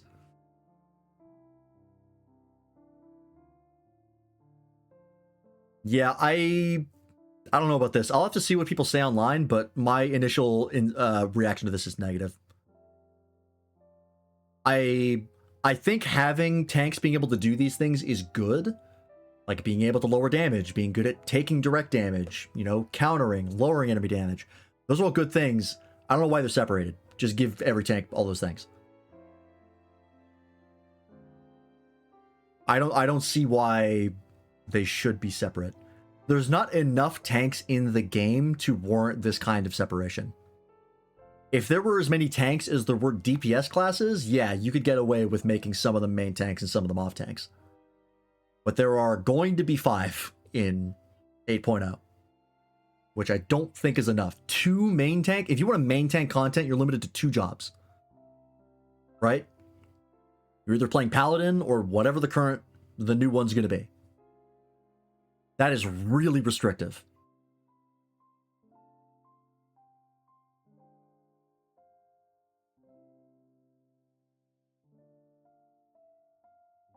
Yeah, no, I don't like this. This is a bad idea. I'll have to see what people say online, because if enough people say that it's a bad idea, they'll probably walk it back because this is still in development. I just don't see the value of this in a design space. Like, I can't think of any reason why you would not want to have tanks do both things. Like, just to be able to do both. I don't think there's a design problem that this is fixing. Like having a healer and an off healer where main healer heals better and off healer does more status. Like, what the fuck? I mean, it's kind of like main healer and shield healer. Like, you know, White Mage and Astrologian are pure healers, and then Sage and Scholar are shield healers.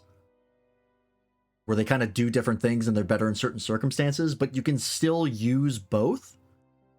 Like, if you want to just main heal as a Scholar, you can. I mean, I think. Again, I'd have to check the opinions of raiders to see if you bring 2 shield healers, are you just fucked? Is it impossible? Do you have to have at least 1 pure healer and 1 shield healer, or can you get away with a Scholar and a Sage? I want a better heal on Summoner? Same. I either want a better heal on Summoner, or I want it to just go away and there's no heal. The heal on Summoner is so pathetic that you might as well not even have it. Dancer needs more dashes? I mean, did you see the mobility on Bard? The mobility is cracked. They're gonna go crazy. Yes, you're fucked if you have 2 shields. Okay. I mean, I guess if they already have that problem with healers, then just applying that problem to tanks is just fair play. But I don't know.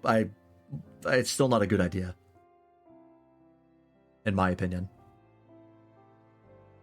Yeah, let summoners keep raise. That's fine, but we don't need to heal. Our heal is nothing. Like, don't even put it under hotbar. It's not worth it.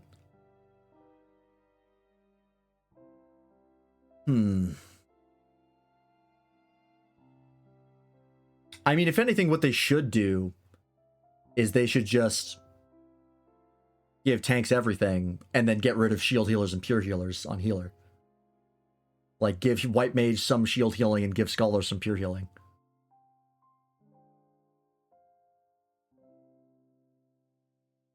Although, though, maybe that makes them feel too samey. Because healing is kind of all or nothing as far as what you can do. You're just making HP go up. Or you're making it go down slower.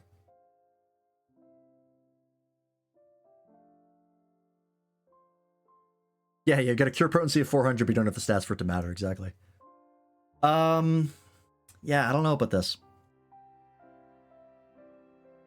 Like, the idea of every, like, high-level content party comp needing either a paladin or the other new tank seems really restrictive. Like, I just don't think that's fun. Considering they've been talking about how they're trying to get rid of restrictions as much as possible. And now they're adding it here.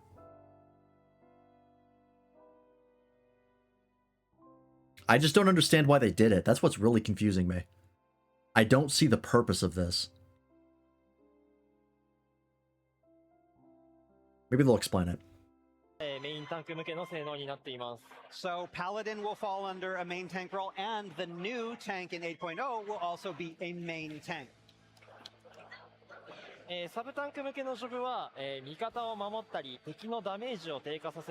it is only evolved and this is still in development, so there's still room for change. They could still walk this back by the next FanFest. I mean, hell, I could change this at any time. We could be fucking 8.2 and being like, just kidding, never mind. We fucked up.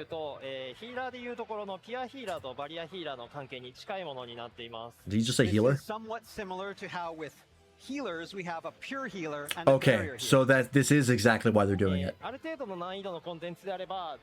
Again, just because you did it for healers doesn't mean it was a good idea. Like, sure, you're making it more consistent for your design philosophy, but it was still not a great idea. You're adding a restriction to player choice that you didn't need to. Does that make Wuklamon an off tank? Technically. The only main tank is Meteor currently, because he's the only paladin. He'll be changing to Reaper and Evercold. Because Thancred's a gunbreaker, so he's an off tank.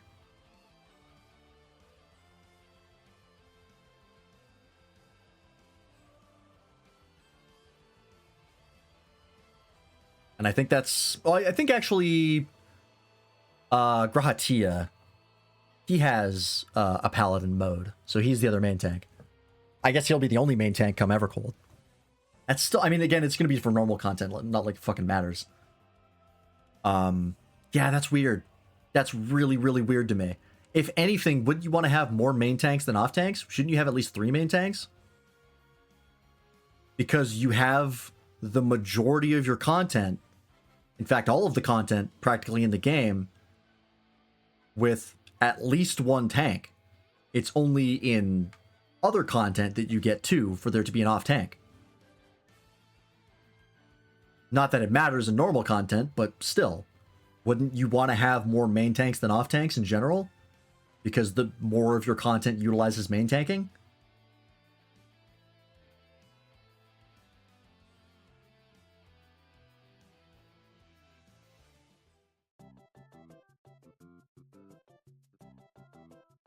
Yeah, I just don't see the logic behind this. The only reason why they're adding this, as far as I can tell, is because they have pure healers and shield healers. And they just wanted to keep it consistent between roles. Which they didn't need to do.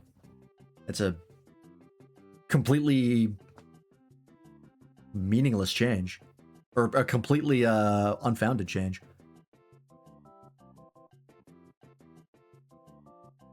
Yeah, I mean, if you start in A Realm Reborn, the only classes you have access to are Paladin and Warrior. I guess maybe they wanted to make it so that you had one of each in the base game. But I mean, is it really that important to have one of each? I mean, it's going to take you until level 50 before you can do any of the content that requires more than one tank anyways. So wouldn't you want to have 2 main tanks? Because until you hit level 50, you're going to be main tanking? Because you're going to be in 4-man content? And then tanks you get later can fill that off-tank role? Because it's not like if you play the game, you're going to be limited to A Realm Reborn. Even if you get the free trial, you're up to Shadowbringers now. So you have everything up to gun. You have all the tanks. Except for the new one. Yeah, you have one of each in Healer 2. Scholar and White Mage. Not Sage. Sage was Endwalker.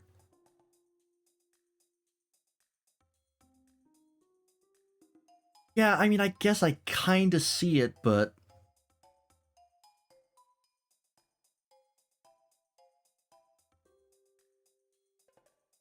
There is logic behind it, I just don't think it's good logic.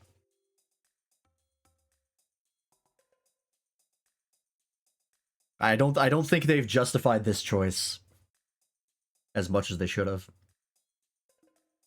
I think this needed another round of going back and forth in a meeting room between designers.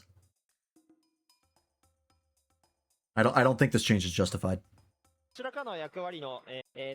While most content is going to be designed to be able to be cleared without having to worry too much about which type of tank you have in your party, high-end content such as Savage and Ultimate parties, these parties will be able to clear these duties far more efficiently by taking advantage of both the main and off role. Yeah, again, it's similar to how Healer works in high-level content, and they acknowledge that if you're in anything lower than Savage, it's not really going to matter, but I still don't think it's a good idea.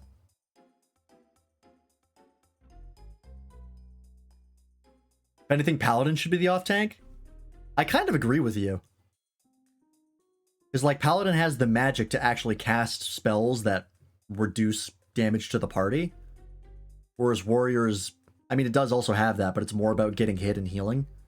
It kind of should be the opposite, but I think they were just too locked into being like, Paladin is the classic, you know, Final Fantasy tank.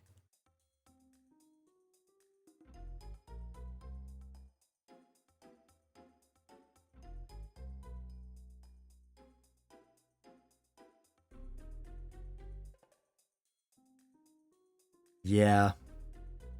Like, again, there's arguments to be made for this decision, but I don't think any of them are good enough to actually make it. I don't think this fixes an existing problem. I think this is a change made for the sake of making a change, which is almost never a good idea. Yeah, this feels like a mistake. I won't be surprised if they walk this back by the time of the Berlin Fan Fest.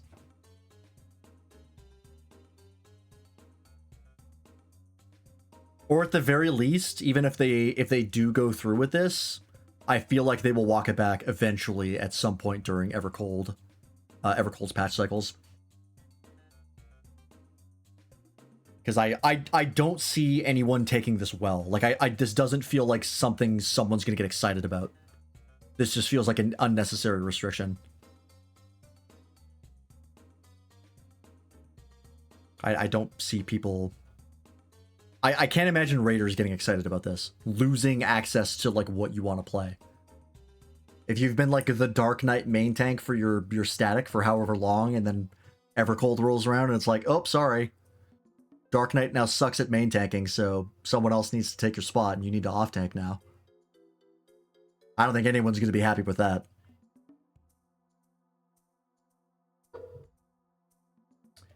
Yeah, I mean, the concept of a main tank and an off tank, it feels like they were too in love with the idea. Like, they were like, oh, we have main tanks and off tanks. Let's actually build the classes around those roles, right? Because we've had them for so long, we might as well make it a part of the gameplay, which I think was a mistake. I don't think, again, I don't think this spent long enough in discussion with other designers for this to be a good idea. I think at the very least, if they wanted to make main tanks and off tanks a more gameplay focused change, they need to apply it to every tank. It's not something that you should be limited to only 2 main tanks in the game. That is extremely restrictive, especially considering you have 1, 2, 3, 4, 5, 6, 7, 8, 9, going to be 10, 11, 12, 13, 14 DPS classes. Currently 13. Will be 14 by the time Evercold comes out. Right? You have 14 classes to choose from as far as what you want to do damage with. And they fill up 4 slots on your team. And then you have 2 slots, one of which can only be filled by 2 jobs in the game, and the other of which can only be filled by 3 jobs in the game. Compared to the 14 you have access to for 4 of the roles. Like, yeah, I get it's similar to healer, but why would you make it similar to healer? I don't think people like that. It's healers are like that. Yeah, I don't know. That, what's this going to mean for blind roulettes? This will not affect blind roulettes at all. Because roulettes are all normal content, so you can just play whatever tank you want. This is only a change that matters for high-level content. Which, for me, because I don't do high-level content, won't fucking matter. I just still think this is a bad idea. Whether or not it affects me, I'm still against it. It doesn't, again, I don't think there was a problem with how tanks were currently set up as far as their roles. This is fixing an imaginary problem and causing a real one. Waffle's gonna play more Mahjong. Waffle's gonna play Mahjong no matter what I do.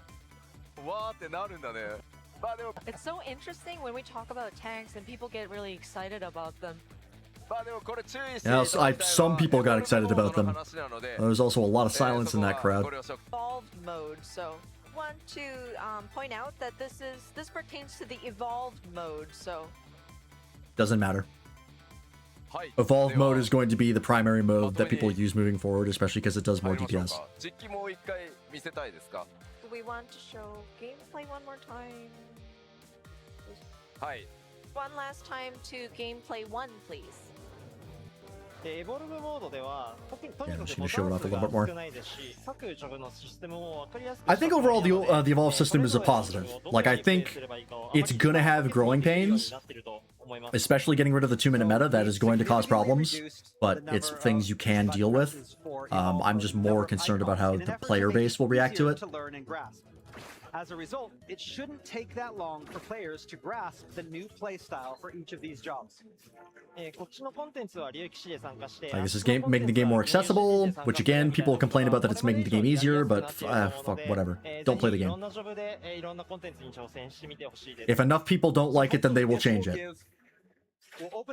But you're gonna lose people no matter what you change, so it doesn't matter. Maybe in one, you'll want to play Dragoon. Can Evolved match with Reborn, or is it going to be all of one or the other? Oh, that's a good question. I assume they can match with each other. like the actions themselves aren't necessarily that different. It's more how you access them. Like there's going to be some unique ones that evolved mode has that What happened to other the classes 間違えました other classes don't. Oh, You killed the But- striking dummy. They're still going to wrong acrobat. be in the same game engine, you know. So I don't imagine 目次が that'll have to be only one with each. The striking dummy. Blew They up should- our all the striking actions dummy. should still work on each class.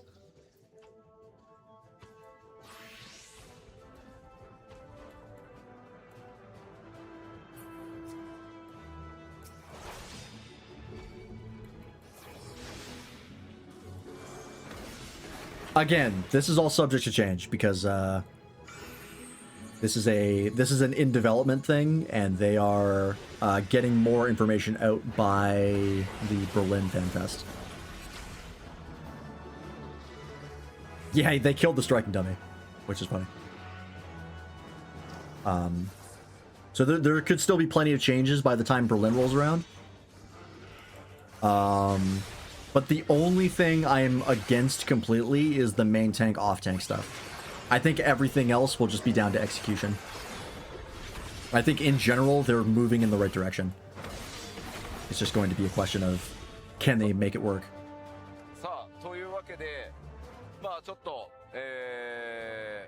まあ4ジョブというちょっとね限られたジョブ数の中でしたがなんとなくまあ各ジョブによってねImagine people do that with the low striking dummies, you just eliminate them? That'd be funny.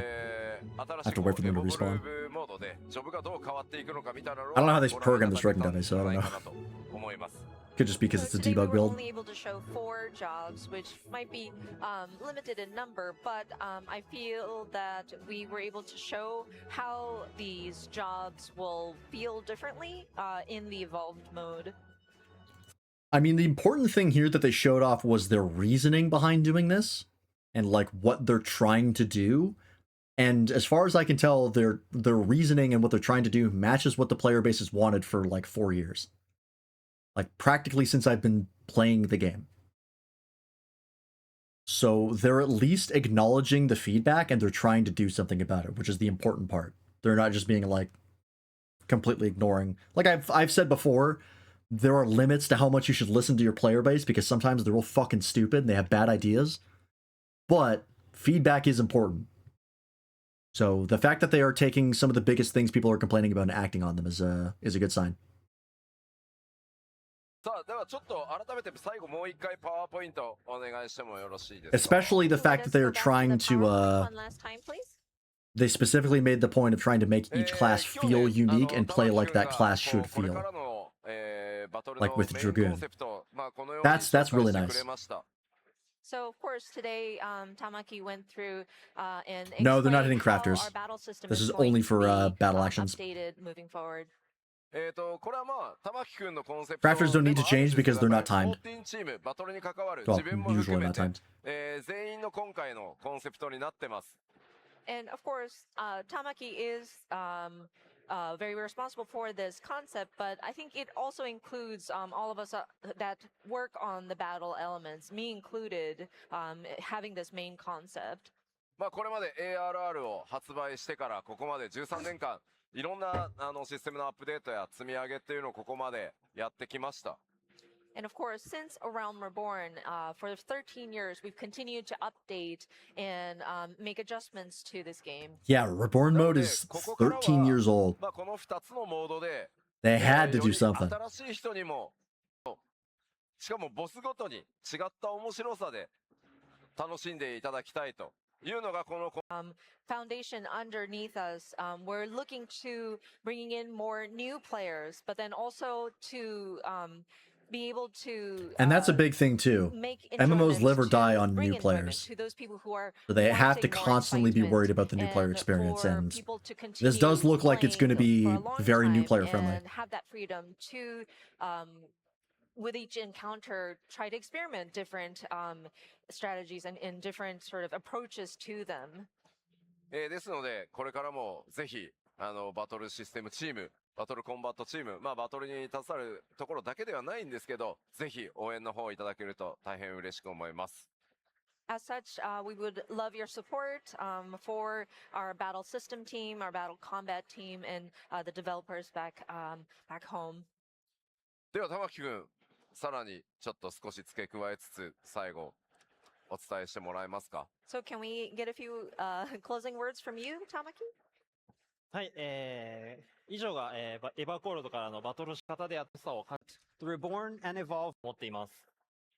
So, not to repeat myself, but the Reborn and Evolve modes are about creating an easy to use, intuitive control scheme to help not only new players, but also get those players who maybe have stopped playing a lot of battle content back into the ring again. すでにプレイされている方にはより楽しくいろん It's gonna mess with muscle memory? Yeah, I mean, that's a given. Anytime a class gets a change, or even when you just get new actions sometimes, it fucks with your muscle memory. That's just something you have to deal with. It's about giving more options to players who You know, already people are gonna enjoy Final complain Fantasy no matter what 14 kind of change there is. and opening up Or at least even some people more will complain. jobs and roles to them. Because they're being like, oh, I have to learn something new, and I like doing what I've been doing. 進化していくと思いますので、 back to life, man. どうかよろしくお願いいたします。 And 8.0 certainly won't mark the end of the changes either. Final Fantasy 14 still has a lot of life in it, and will continue to look to evolve Has the a lot of battle money in it. systems for as long as we need to. Yeah, so they acknowledge that they're gonna have to keep making changes to tweak things, like they've been doing since the game came out. 最後まで開発パネルやりきってみてどうでした？率直な感想として。 You Yeah, did it. You so- fulfilled your. You've done your first dev panel at a fan festival. How do you feel, Mr. Prime! Mr. Prime? Mr. Prime. I knew about this. He's the guy who made the math boss in the Stormblood raids. Thank you. 最初は緊張するかなと思ってたんですけど、そう両脇に Chanting Mr. Prime. いました。 At first, I thought I'd be really nervous, but thanks to Yoshida No MMO launch is perfect, and every expansion makes it worse. Relax. I don't know about they always make it worse, but it's a mixed bag.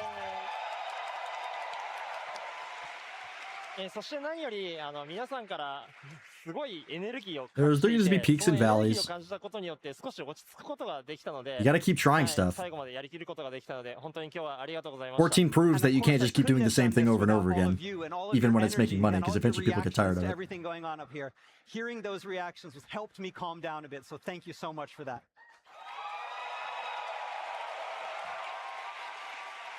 皆さん本当に玉木くんへのサポート本当にありがとうございました。 But then thank you again for all your support for Tamaki. Oh, you're worried about today. damage number bloat? Yeah, I mean, there was already a bit of a stat squish with the removal of 最後 belts. になんと彼 I don't たった一人で know how much they エボ care ルブ about の damage number 21 bloat at the ジョブ current 全 moment. 部設計一人でやってます。 Oh, I did want to mention, and sorry, this is the last thing I'm going to say, but all 21 jobs, the evolved mode was designed by him alone. Wow, that's actually impressive. Mr. Prime! Mr. Prime! Yeah, we're almost in the millions. There might be a stat squish sometime in the future, One moment. but 最後に they're putting it 僕 off. から一個だけ質問 It's not a していい huge か deal. Can I ask you one last question? 玉木くんは数学得意なの？ And Tamaki, are you good at math? いやめちゃくちゃ苦手です。 No, not at all. さあ終わりましょう。ありがとうござい Come ま on, した。 the math boss isn't that hard. You just have to know what a prime number is. Not rocket science. Alright, I think that is pretty much it. That Jesse Cox? Oh yeah, there he is. I think it's just advertisements from here on out. Yeah, okay. An Asian bad at math here, see? It's a new way, it's a new generation. Alright. Well, that is pretty much it for the discussion about the day 1 of FanFest. I believe day 2 of FanFest is just like concerts and community events and stuff like that, so I probably won't check that out. I maybe skim through it, but I don't think there's going to be any big announcements. Yeah. So that pretty much wraps up our FanFest discussion. We got to what I wanted to talk about, which was more evidence for my FF5 theory that this is going to be an FF5 themed expansion, and we actually went into, like, we actually broke down the trailer and kind of tried to get a beat on what's happening, and I think we actually pretty much nailed it. I'm very confident in my theories. So we will see how things go.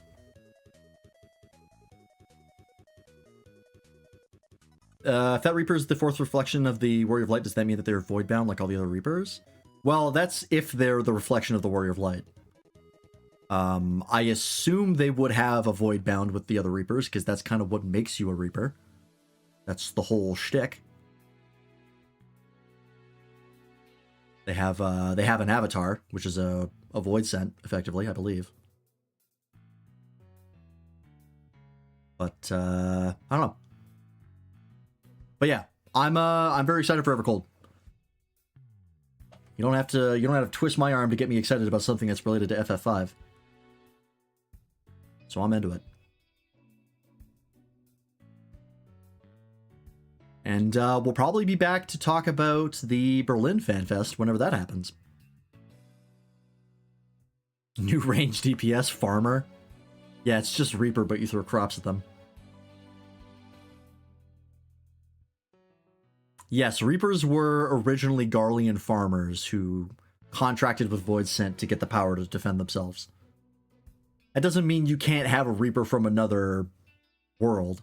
It just means that they would have a different upbringing, but they would still have the same idea of, hey, I should chain up a demon and make it my bitch. And then get a scythe, because scythes are cool. There's farmers everywhere.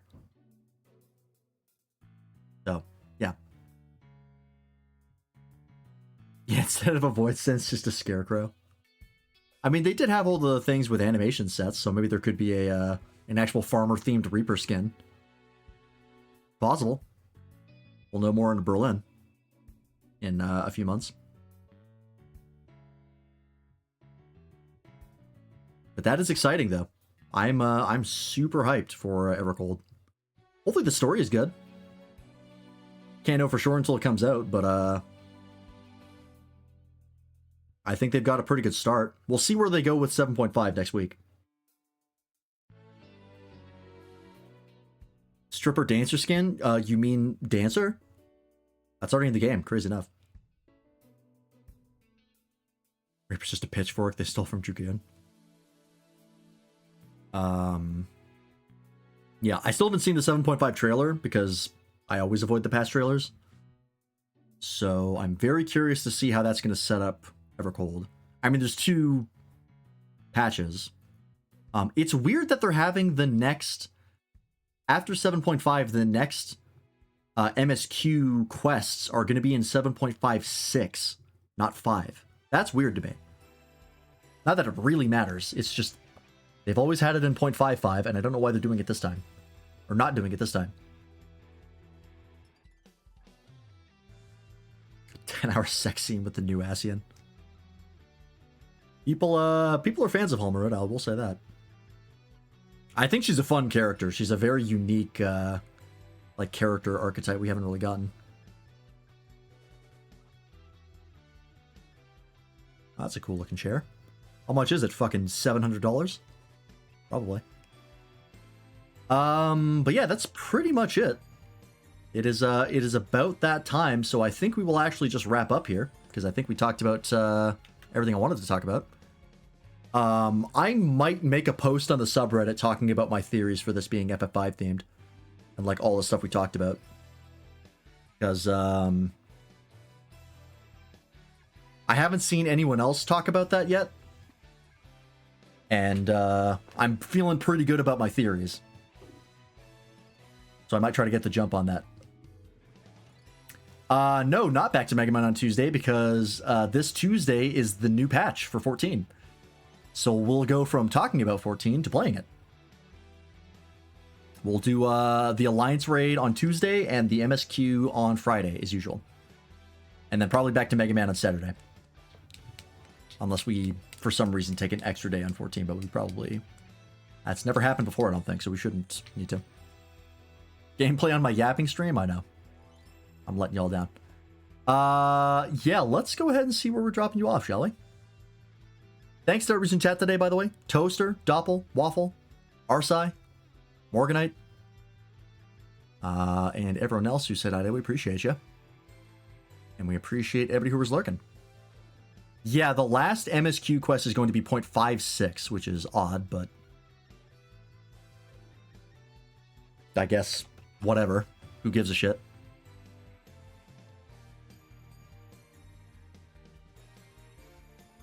Yeah, there's like every end of patch thing, there's going to be two patches.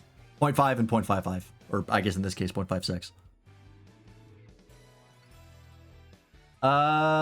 Let's see.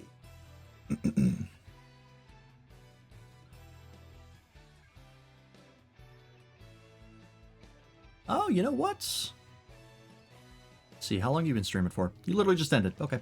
Well, never mind.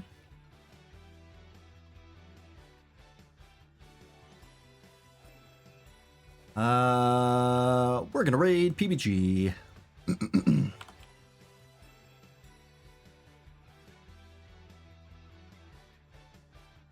He's playing some more Elden Ring. Playing more Elden Ring with Rio and Luna. We're gonna go say hi. If you've not joined the Discord already for stuff like stream alerts, the stream schedule, get in contact with the community and us, you can do so right there. And there are the other people I stream with. We're currently playing Astroneer on Wednesdays. Or we'll see how much longer we do that, because I know nobody's getting kind of tired of it. But yeah, everybody have a good night. Go say hi to PBG, and we'll see you here for 7.5 of FF14. Have a good night. Bye-bye.